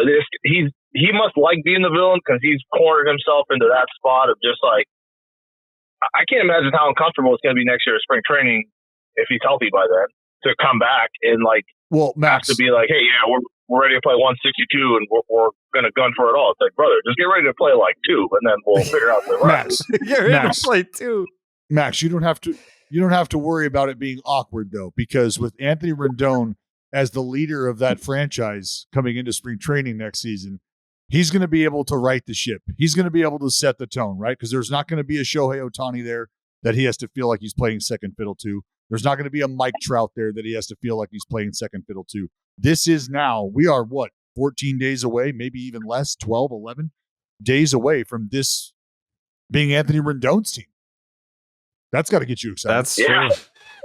No, and you know the crazy part is like how as put yourself in Trout shoes, like how the fuck do you let this slide? Like, dude, you're not going to come into my fucking house and like do this shit. Like, bro, clean your act up or whatever. Like, if you're hurt, you're hurt. Like, shut up. If you're going to play. Like, someone's got to put their foot down. And I've had like fake arguments in my head with Anthony Rendon, and like every conclusion I just come to, like I can just picture him saying like, I have 300 million, shut up. And I'm like, all right, yeah, well, fair. But I have like, I was going to say I have 2 legs at work, but I don't. So we're kind of in the same boat. It's just, it's not good. There's so much. You could say you don't have a leg to stand on in this one, Max. Yeah, good one. There you go. Well, yeah. Do you feel like you've kind of been cut off at the knees, Max? Is that? I've been cut off from the team. Like they want absolutely like I'm like radioactive. And this goes back to my point at spring training when I pitched them a bit. Like I'm just a guy, right? I'm just a fan from like I just said, hey, I'll come. You know, I got in pretty good with the people. I said, hey, let's do a Hard Knocks style. Like, how sick would this season of Hard Knocks been if you're an Angels fan? They would have been studied for science. Yeah, we're talking numbers, brother. Like, you got the NFL forcing the New York Jets to do Hard Knocks. There's a reason why they probably wouldn't want those cameras around, and I'm guessing this season would be an ideal example of why the Halos would be like, nah, dog. We all good here. We're good. Yeah, bro. They don't want me like they don't want me with the camera anywhere near a 5-mile route. They don't even want me at Disneyland with the camera. Like that's how insane it is. And like I said, it's a dramatic, like it's a novella, bro. Like every 2 seconds is like twist. Oh shit, this twist. Oh, this happened. Oh, nothing worse. Like I said, it was 5 weeks left in the season. Don't embarrass me anymore. It's like boom, embarrassed. Like, hey, I'm gonna clean my locker out. Like. You know, and I knew he wasn't playing, bro. When he got scratched like 5 days in a row, it's like, all right, he's done. He's not going to play anymore. To clean the locker out, I think was a little dramatic. But like, bro, that's a little dramatic. Come on, bro. Like that's just like such a dramatic move, bro. Like diva. Like Jared, I'm sure you left stuff on your desk at Marshall when you left. You didn't go clean out your desk. That's true. I still have a bunch of shit that's still there to this day. You know what I'm saying, bro? Like, why can't he just be like you? Like, just like that shit was just another like egg. Like him just packing up his socks was embarrassing for us. Like that's just how anything could just make. And he's gone. Like that's just it's bye. He's gone. You don't think that they're going to bring him back in free agency? Yeah, bro. He cleaned out his locker to bring him back, bro. He took all his shit, bro. He took everything. He even took the hangers, dude. I think they should if you're leave that shit empty. Just leave it empty. Don't even roster it. Like, don't even put fucking Brett Phillips' name tag. Just leave it empty. Exactly. probably If you're an didn't Angels think to watch fan, you don't want him back after that. You can't have him back. You don't want to show. Bro, I don't want to be bitter, but it's leading me to the path of like nothing. Like if he leaves, and which he will, and depending on what He's already gone. He's already gone. He's already gone. You're right. Yeah. You're right. His logger's clean. You're right. Like we all have that like ex that we just like when we talk about our dating history that we just don't even name. That's gonna be the Angels to Shohei. Like he's just not even gonna acknowledge that he's so far gone that it's like that didn't even happen, man. I have been there. I legitimately, the girl I dated in college, I swear to God, it's a deeper story. The long and the short of it is when I left, she went to work and everything was fine. She lived in a great world where she had a boyfriend, she had an apartment, she had a wonderful life. When she returned from work, there was not a piece of silverware in that apartment. I took the light bulbs, folks. There wasn't a fucking thing left aside from the entertainment center that her father had hand built her. That was the only thing that was left in that apartment. And I have never spoken another word to that lady in my life. What did she do, dude? Jesus Christ. Gone. It wasn't about what it wasn't about what she did. It was about what I needed to get out from under before she found out. So gone. Yeah. See you later. Taking the balls. Yeah, Mother's Day was great for her, huh? Like, oh, I know that guy. Oh man. No, but the Angels are making me extremely miserable, and I'm gonna have to be an anti-Shohei guy. I'm gonna have to be the anti-Ben. Fuck Shohei, dude. No matter what he does, bro. Like I'm not impressed, bro. 4 home runs, cool. Doesn't matter. Damn. Like, does this affect? Okay, you couldn't win with the Angels. Like, how good are you? I mean, I think Exactly. now Mike Trout and you couldn't win, Shohei. You what the fuck? You suck. now they're gonna end up trading Mike Trout. Like that, you're just gonna be it's gonna be like the Will Smith meme, but it's just you and Rendon. Yeah, no. in the house looking No, around. it's gonna be me. Yeah. Yeah, why does he want me, man? That's what I'm saying. Another thing that like people keep fucking. I don't know if people just don't watch baseball or just comment on it, but to be like 6 years, Ohtani and Trout together, never made it. It's like they played like 100 games like 3 times, and one of those times Ohtani was just like a project. He wasn't even like a distinguished thing. And that's the common argument I see people being like, they were together 6 years, not 1. It's like, well, they didn't play that much together. Like, Ohtani wasn't Ohtani until like after COVID. And then Trout after COVID has been in his dad mode and has just been injured. Like, well, that's the thing is Trout has played. He's missed almost 300 games the last 3 seasons, whatever it is, 4 seasons, something like that. Yeah. Does it make you feel any better that not only is Trout going to be traded, Max, but that he's on the back end of his career as well? So you're not going to get anything for him now either? Does that exactly? Does that make it? I hate to bring him a scenario where you're trading a star and not getting anything for him and possibly letting him walk for free. But good news is that's not going to happen here with Trout, right? I mean, he could eventually end up walking at a point where he might not be able to walk anymore because he's going to be 90 when it's over. But hey. Well, people are saying if you're going to lose 2 stars, do it in the same offseason. That way it hurts less. So, yeah, he's one that I think he did. Like, no one's going to be upset with him, which I don't even think that many people are honestly upset with Shohei. I am, but I don't think a lot of people are. With Trout, I think, brother, like, come on, man. Go find peace, man. Go find peace.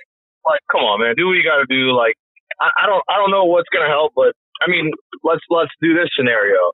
If these guys go on to win rings with like other teams, that's really the only way that the Angels are like legitimately a bottom 5 all-time franchise right now. But like if they don't win rings, then I could just be like, well, you guys didn't do shit anyway. Like it wasn't us, it was you. It's just unfortunate. It's unfortunate. It's going to be a sad end to an era where when the dust settles and the fires finally smolder out, it's just going to be you and Rendon standing there, wondering underneath what the big happened. underneath the big hats. Mm-hmm. It's you and Rendon. You're going to look at Rendon. Poor You're going to look at Mookie's going to be there. Mookie. Hey, you know what? That's a team that has a lot to prove, and I can see them, maybe. And I think making a run. I think David Fletcher's got 4 years left on a contract that he'll be there. Luis Rengifo, he was awesome the last 2 weeks, and then tore his bicep. He'll be there. Yeah, Did you guys have a prospect? I don't know. Joe Adele. Yeah, he's a prospect coming up. I can't say much about him. He just got on Twitter and he's been super active, so I don't want to get flamed.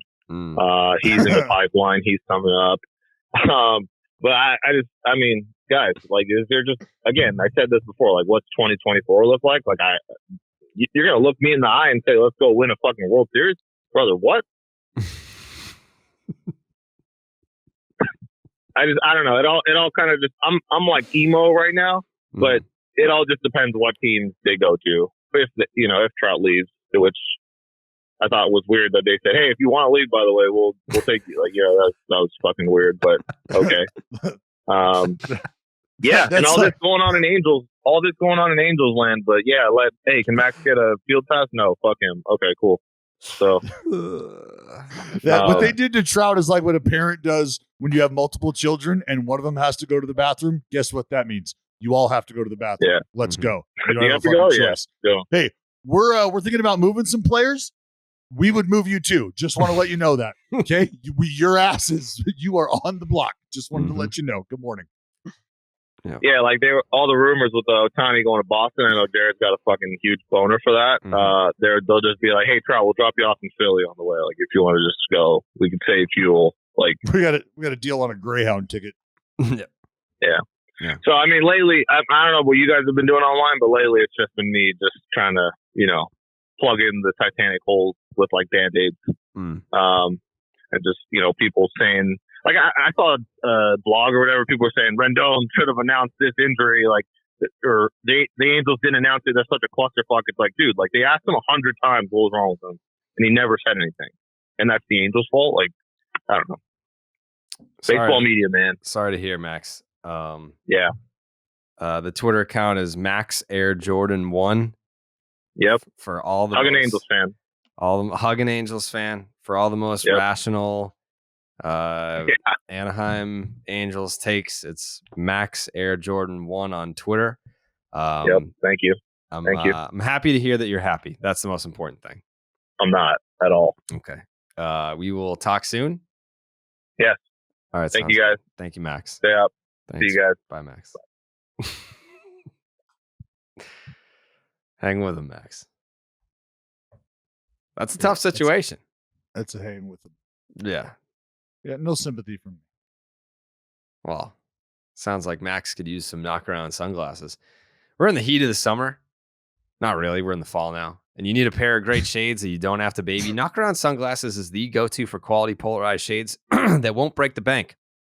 Plus, they just released their first set of teams for their official MLB collection, including the Red Sox and the Yankees. Don't be the person that's squinting into the sun or worried about getting sand on their overpriced sunglasses.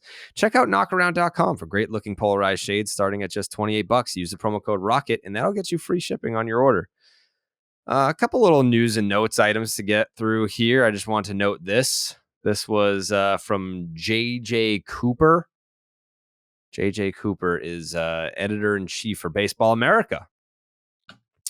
JJ tweets, MLB has now drawn 64.668 million fans this year. That's the most MLB has drawn in any season since 2019. MLB has a shot to top 70 million in total attendance for the first time since 2017. Attendance is up 8.8% versus 2022. Thank you, Rob Manfred.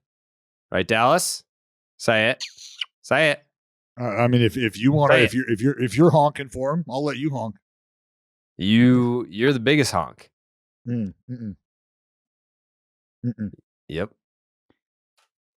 This dude loves Rob Manfred. So I just wanted to note that really quick. Also, I saw this from the Tampa Bay Times.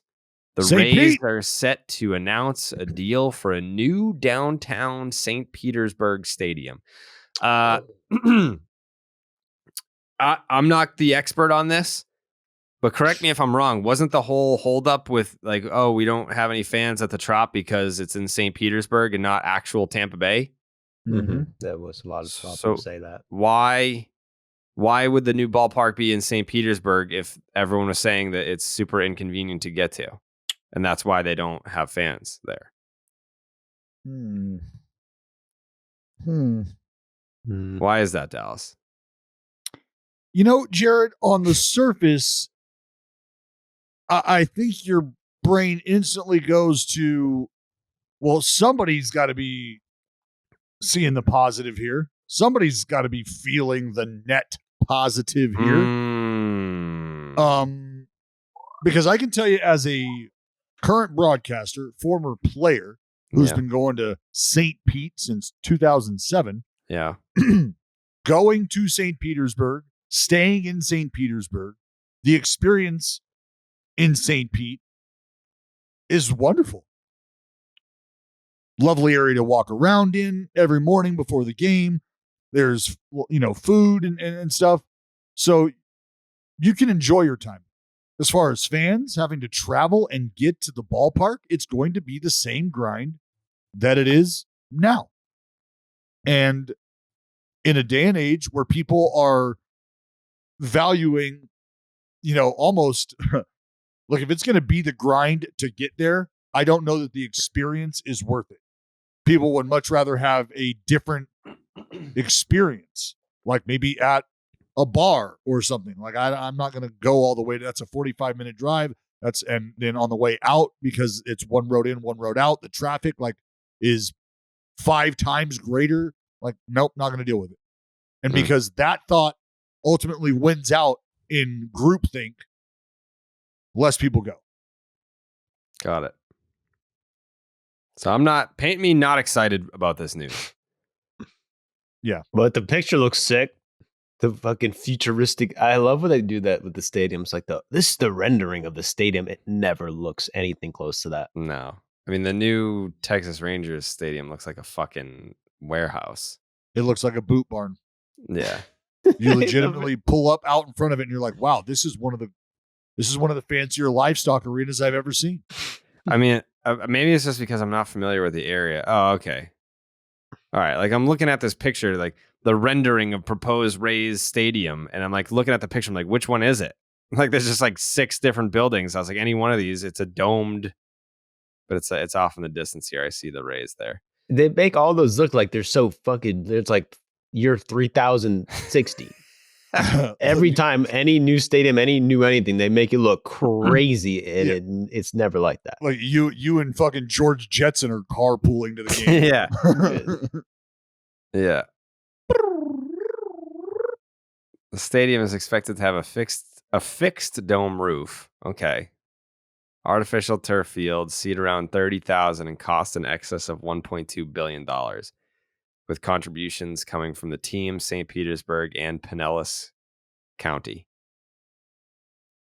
Okay. I guess we'll keep an eye on that. I don't know that's all. I don't know. There's this one dude, and I hate to give him any credit because he's so fucking annoying. There's this one dude that like his whole Twitter existence is about this topic and about like it's like Rays economics or like Tampa Bay Rays market. I don't even know. But like this is his life. This is his life's purpose, is to talk about like, the Rays would have more fans if X, Y, and Z, and here's why.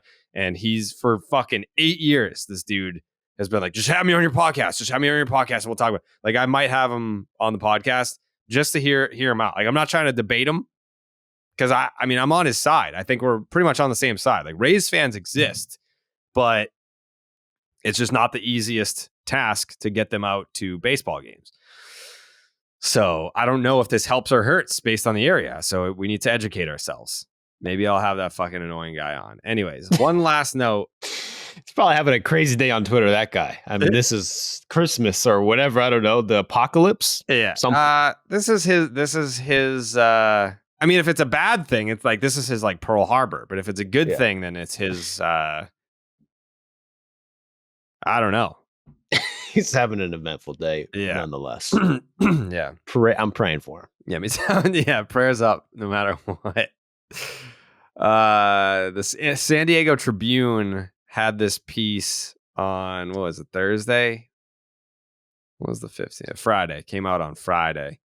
And it was talking about the Padres clubhouse culture.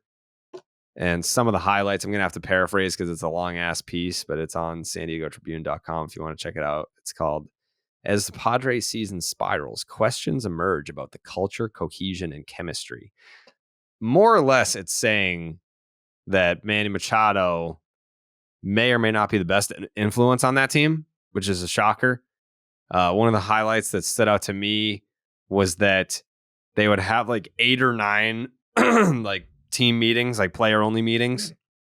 And Machado would like lead the way on them and be like, if we're gonna win, we got to do X, Y, and Z. And then he would not do X, Y, and Z.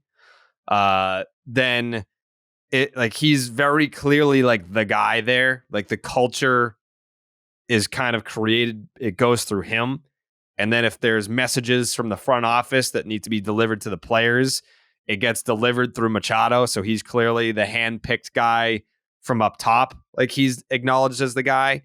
But then if you would ask him, like, are you a leader? And he said, like, we're all leaders. Like, no, that's not how this works. Like, I don't think he wants to be the guy. And I would imagine he doesn't want to be the guy because when you have a season like this with such high expectations and it's embarrassingly a failure, you're going to get blamed more than the other players. I don't think it's a matter of like, oh, we have 26 leaders. It's like, don't look at me. Don't look at me that this team sucks. There's a reason he got crucified, and rightfully so, when he was talking about, look, I'm not going to be Johnny Hustle, right? Yeah. Is someone, and think about what we just went through with George Kirby and him verbalizing his thoughts on his situation going out for the 7th inning, pitching in the 7th inning, right? He was, no problem telling you what he thought, and he wore the arrows for it. Manny Machado wore the arrows for it. But are we sitting here today scratching our heads, wondering why things might be the way they are in that clubhouse if the culture runs through Manny Machado? Is anybody shocked? No, because it's one thing for him to be able to connect with certain guys on the team at certain times in the season because you need a certain result and the moment calls for it. All of the conversation with he and Fernando Tatis Jr. in the dugout when Fernando gets ran or is about to get ran, right? Like, this can't happen right now. So that's just a veteran letting a young player know who means a lot to the lineup and the team in that spot right there that this can't happen. So that can come from a multitude of places. That can come from a relief pitcher who's got 10 years in the game and he takes his young shortstop aside and says, look, dude, we got to have you in the lineup. You can't be doing shit like that.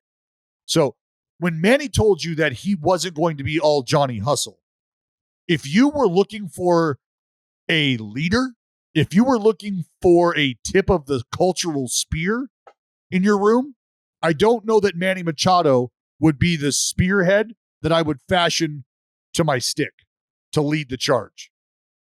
I mean, he's been telling you that since day one.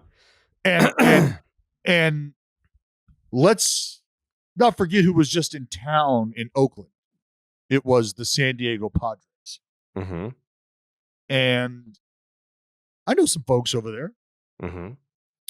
And I asked that question. And I asked straight up, what's the room like?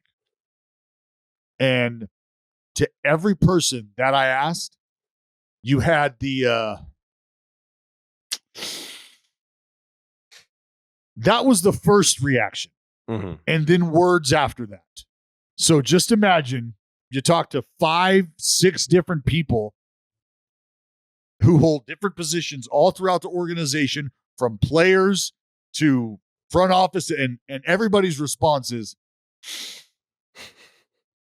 well, so that right there, I don't have to say anything else. And I didn't need to hear anything else. That says it all.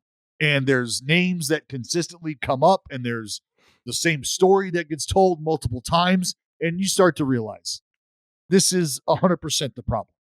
100%. And when we talk about cohesion and you ask the question as to how a team ends up the way that it ended up, look no further than the San Diego Padres. You have a roster that tells you should be contending for a division perennially based on your contract situation. And what you have is a team that will finish potentially, probably, under 500. I mean, they pretty much told you they don't fucking care. This was from the same piece, Machado, quote, I think we just didn't want it. I think overall as a group, we didn't want it as bad as Seattle did or as bad as some of these other teams. I will say that. I think that that's everyone's fault. It's everybody's fault. We didn't want it as a team. It falls down to the team. That's not necessarily one player. It's not an individual sport. So I think ultimately it comes down to all of us. We should have wanted it more. How do you not want it?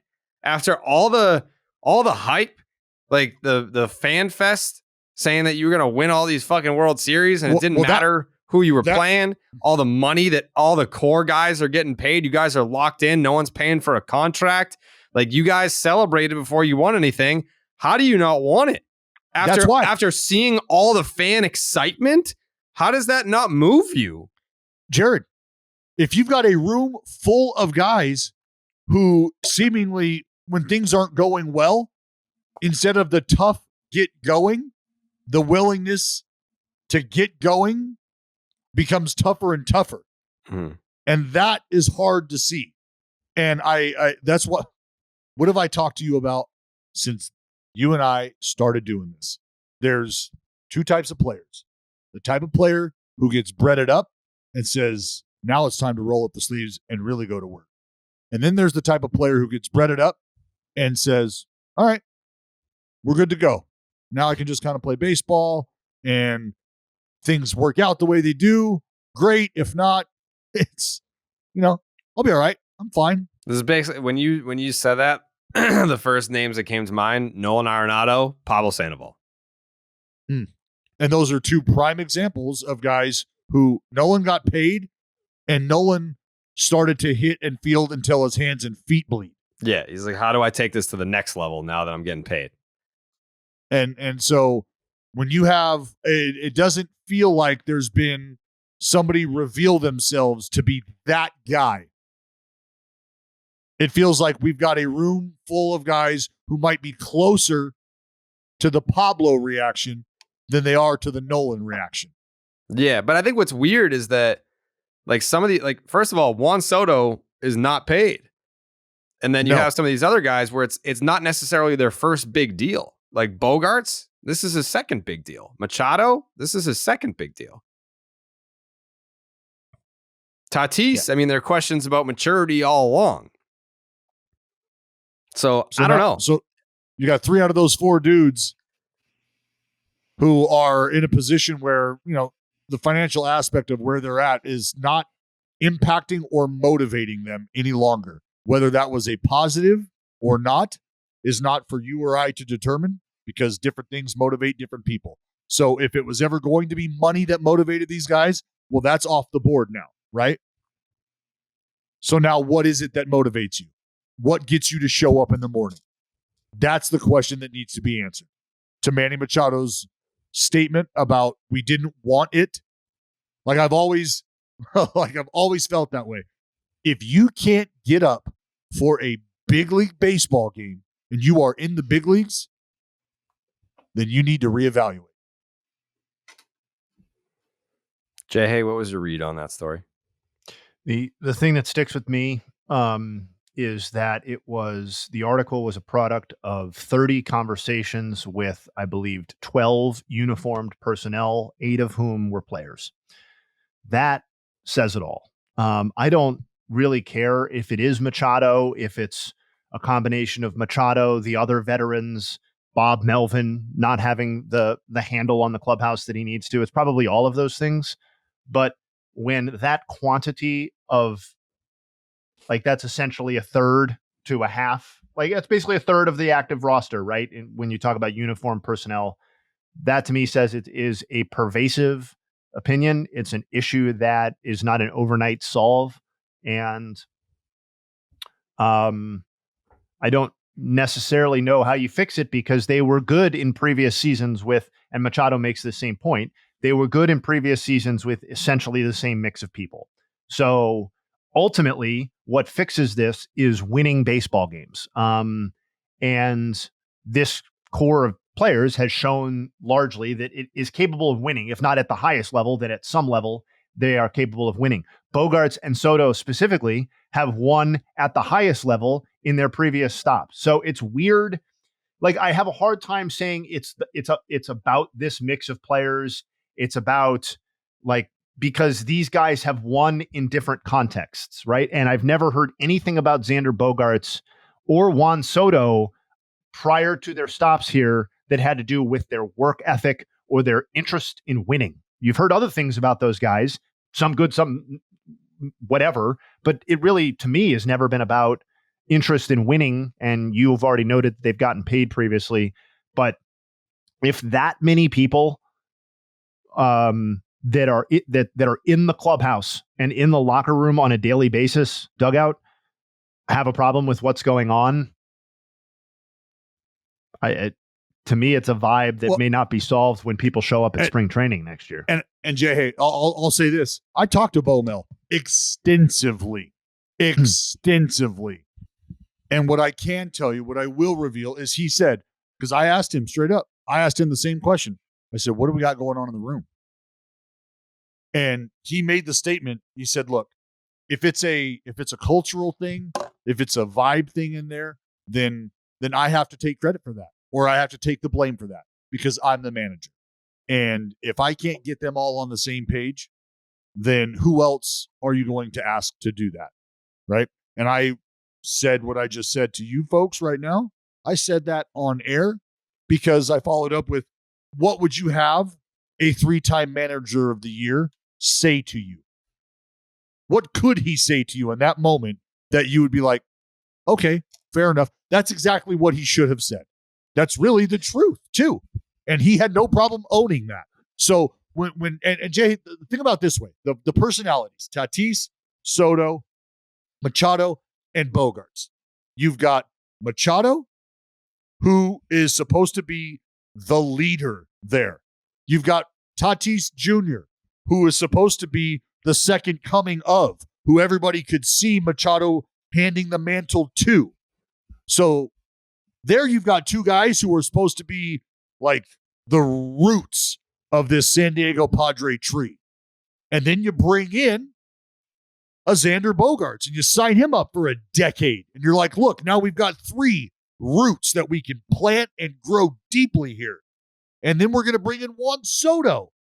And maybe the 2 years remaining before we have to entertain him leads to a 4th root that we're able to plant. But do each and every one of those individuals feel that same way? Because it almost feels like Tatis and Machado were like, all right, we're supposed to be here. We're supposed to lead it. Xander's like, hey, I'm supposed to be here too. Like, I'm going to be here for the next 10 years, but you guys have already been here, so I'll kind of ease my way into this. So they're not all necessarily on the same page. And then you got Juan Soto going, hey, am I the little brother that you guys are bringing along? Or do I get to be the star? Because I was the star in another place where we won it all. Where do I fit in here? And now you've got 4 guys who could be leading the charge anywhere else, right? These are middle of the order bats, every one of them on any other team. And now they're vying for attention. Well, and to that point, like you said, middle of the order bats on any other team. True, in theory, right? Even on this team. But like the other thing that we just absolutely need to note is that this can't all be personality driven, because almost every single important contributor for the Padres this year was either below expectations or injured for a significant chunk of the season, right? Musgrove, Darvish. Like, it's not like Joe Musgrove and Yu Darvish didn't want it badly enough, right? Like nobody's saying that. But what they did do was Joe Musgrove was awesome, but he missed the beginning. and the end of the season with injuries, not pitching again this year. Yu Darvish was not the same guy from start to finish, ERA at 4.5, probably not because he didn't want it badly enough. And Machado, Xander, Soto, and Tatis were, to all varying degrees, that's not even somebody like Cronenworth, who is supposed to be an important contributor, who was just bad this season. Those four guys were all to varying degrees less than we expected and that the Padres expected coming into the year. And then the Union Tribune also notes that they were 0-11 in extra inning games and are 6-22 in one-run games. One-run games. Now, yep. I listen, you can say that like a lack of grind or guile or guts contributed to like one or two of those. You cannot put 6-22 in one-run games and 0-11 in extra innings on anything other than mostly ridiculous statistical anomaly, because no core of teams repeat those numbers year in and year out. Those are just the worst numbers in the league, and it's going to be a completely different team next year who posts those bad numbers. So if they even went 500 in extra inning games and 500 in one-run games, we would be talking about the Padres in the thick of the NL wildcard race right now, and this article is not written. It's just not. Even if Machado's behaving the exact same way, and even if their players perform the exact same way, the article's not written if their luck in these what end up being statistical flukes most of the time would have evened out. So that's the other part of this. And let's tie now the Machado statements of we just didn't want it bad enough to those numbers right there, J-Hay. 6-22 in one-run ball games. What do I need you to do? I need you to put the ball in play. I need a productive out. I don't need you to punch out or pop up. I need you to take the fucking at bat seriously right now. And it's not to say that they weren't taken seriously, but when you're 6-22 in one-run ball games, that is an egregious amount of failure to get a job done with the opportunity to do so. 0-11 in extra inning games. They're starting the fucking inning with a guy on second base. They've already fast-forwarded it for you. Get a fucking job done. Show that you want it. Productive out. Hit the ball on the right side twice so we can score this fucking run. To Manny Machado's point, do you want it? So when you don't get those jobs done, J-Hay, that's when a guy like Manny steps back and evaluates and goes, I just don't know how bad we wanted it. It's things like that. So the numbers start to reflect the vibe in the room. 26th in batting average with runners in scoring position this season. Not ideal. Not ideal.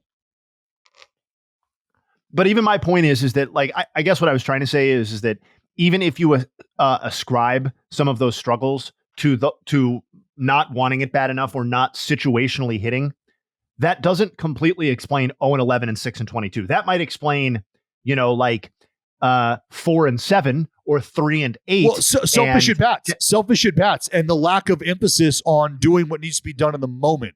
So, and that's why, like the runners in scoring position thing, that's telling. For me, that's the inability to execute in a moment where you have the opportunity to either cut down a swing, try to shoot a hole, do something. Like it's productive out, do something. 0-11?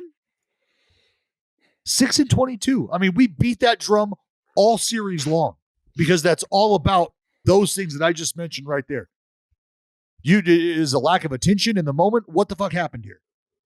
But they're giving you the guy at second base. Joe, you got any read on this Padres situation? I don't know. This is a crazy team. It's a crazy team because, I mean, you look at the run differential, 0-11, all those stats. And even if you look at those four players, J-Hay was saying, who underachieved, they have underachieved, I would say, except maybe Juan Soto, but not even by that much. They've not. If each guy, to that point, if each guy's underachieving by like 10 or 15% or whatever it might be, like, and it's all four of your most important players, that's wins for sure. They're costing it. Well, maybe you could look at it like, hey, everyone's underachieving a little, but no one's underachieving that much. We're adding them up, and that doesn't make sense. I'm sorry, but You know what I'm saying? Like, listen, there's not one guy on the team where you point at like, oh my God, this guy fucking, you don't have an Anthony Rendon. You don't have a Tim Anderson who's going up with an OPS plus of like 60, right? All these big stars, they're not having crazy offensive seasons, but not any of them are totally shitting the bed. So you look at the roster, and then you have a guy like Hader, who's like literally been lights out all year. You have guys like Hassam can come out of nowhere, be a fucking beast. Like Waka, been a beast. All these people seemingly, Blake Snell, Cy Young, like there's so many crazy guys doing so well, but the team's like terrible somehow. I want to know how Mind-blowing. Bogarts is getting beat up as the worst contract in baseball when he's had a better season than Machado.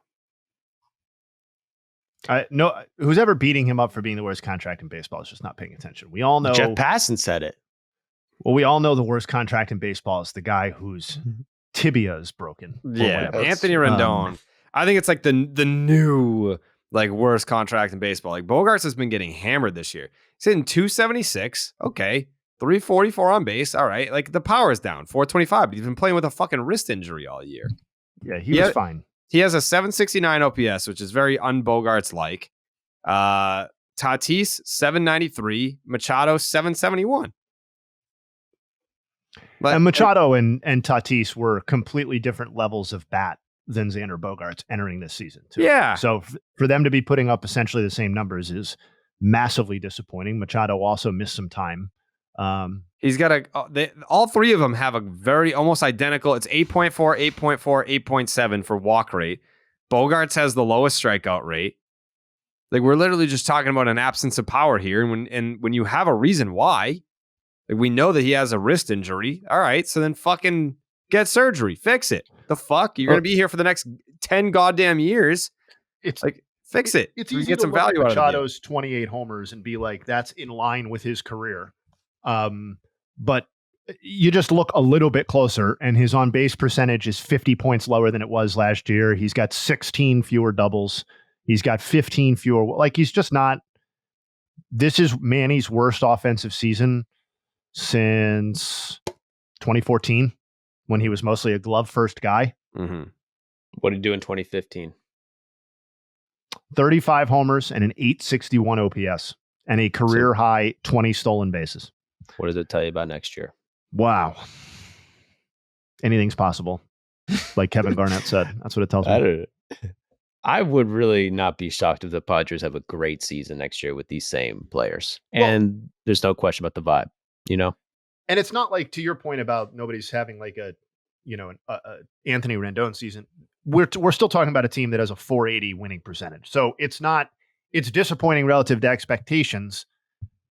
A 480 winning percentage and a plus 70 whatever run differential would suggest that this team at least has the talent to compete again next year. I don't think anybody's going to be taking them for the division after this disappointing campaign, but the idea that they're toast is like a postseason viable team, I think is a mistake. Yeah. Yeah, if I was the Padres, I know the clubhouse is terrible and then like there's beefs and all this shit. I would just say, fuck it. Maybe it sucks now. Let's try it again. I guess they don't really have any options, but they have all these guys signed up forever. You guys want to run this shit back? Cool. You just played pickup basketball at the gym for fucking 2 hours. One of your teammates has got a clearly broken ankle, and you're like, you know what? We got next.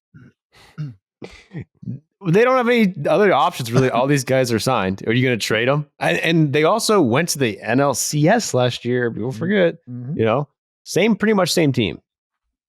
I mean, they're probably better now. They got Bogarts. They got a few other guys. I can't think of any, but whatever. They definitely have the same players, if not better players, this year than last year. Yep. Can I drop some final thoughts? Please. We didn't talk about it, but I think the series that was most significant, we teased it before on last week's podcast, D-backs Cubs. And you know what happened? It was a 3-game sweep for the D-backs, which means things got extra saucy in the wild card race. Quick look at playoff odds. Entering the series, Diamondbacks were 31%. They're now 56% after the 3-game sweep. The Cubs went from 81% to 47%. So a massive, literally flipped in terms of who's more likely to make the playoffs. I think we're now on alert, and maybe this is a Wednesday conversation, but I think we're now on alert for a little bit of a Cubs collapse, because this would be a devastating turn of events after their trade deadline approach. I think I'd at least kind of mentally marked them in. Much less clear now after the weekend series whether that's going to be happening or not. They're tied record wise and percentage wise with the Marlins right now. D-backs now have that second wild card slot.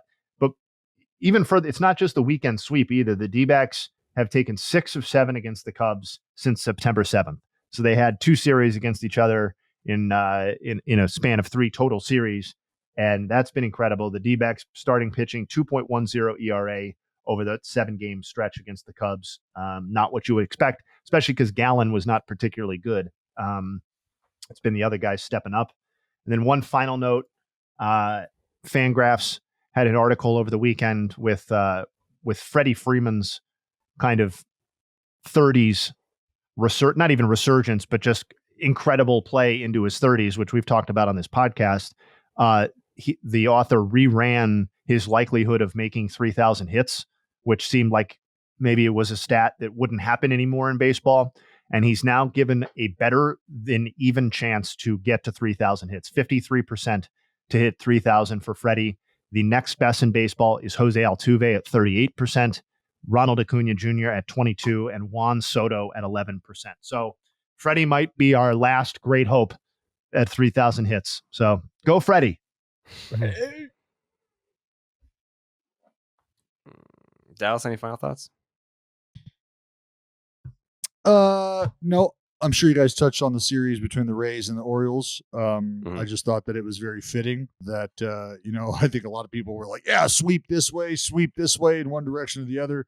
And they treated us to exactly what I think we all deserved, which was, nope, you're going to get it split right down the middle. We'll see you at the end of this thing. So that was, I don't want to say it was uneventful, but it was like damn it. Come on. Joseph, any final thoughts? Yeah, it's just the wild card is looking crazy. NL? Both of them, man. AL? The Both Jays, them, the Jays after sweeping the Red Sox. I know we didn't really hit on the Jays, but those fucking fans are like, oh, we're out of it. The season's over. This team sucks, and Vladdy's not any good. I talked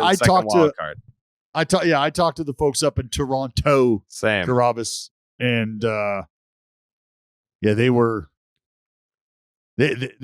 not happy about how things have gone, to say the least. It's just ridiculous. Like, these teams are bipolar. Like, the Blue Jays get swept by the Rangers. The next series, the Rangers get swept by the shitty Guardians, and the Blue Jays sweep the Red Sox. Same thing with the Cubs. They were hot as fuck, and the Diamondbacks sweep them. Same thing with Houston. They suck. They get swept by the Yankees. Then they sweep the fucking Rangers. Then they turn around and they get beat by the Oakland A's. That's right. Take 2 out of 3. That's right. And then the next series, the Royals take 2 out of 3 from the Astros. It's madness, Joseph. It's crazy. It's crazy. Speaking of the Athletics, the Orioles, the White Sox, Cleveland, all of them. Yeah, buddy. Oh. I wanted to show the YouTube listeners. Wow. Joey's gift to me via Jared. Harold Baines. Blast off. That's going to be going up. I said last time I'm going to be rearranging my whole desk situation so that I can get a wall behind me where this thing can go. So it's going to be the new background. Just for all those listeners who hear about the bets we make and whether they're ever paid off, you can mark this one down as paid off. Tip of the cap. And if you're listening, it's autographed. Yep. And it says Hall of Fame on it. Hell yeah. So the man himself. Saw that.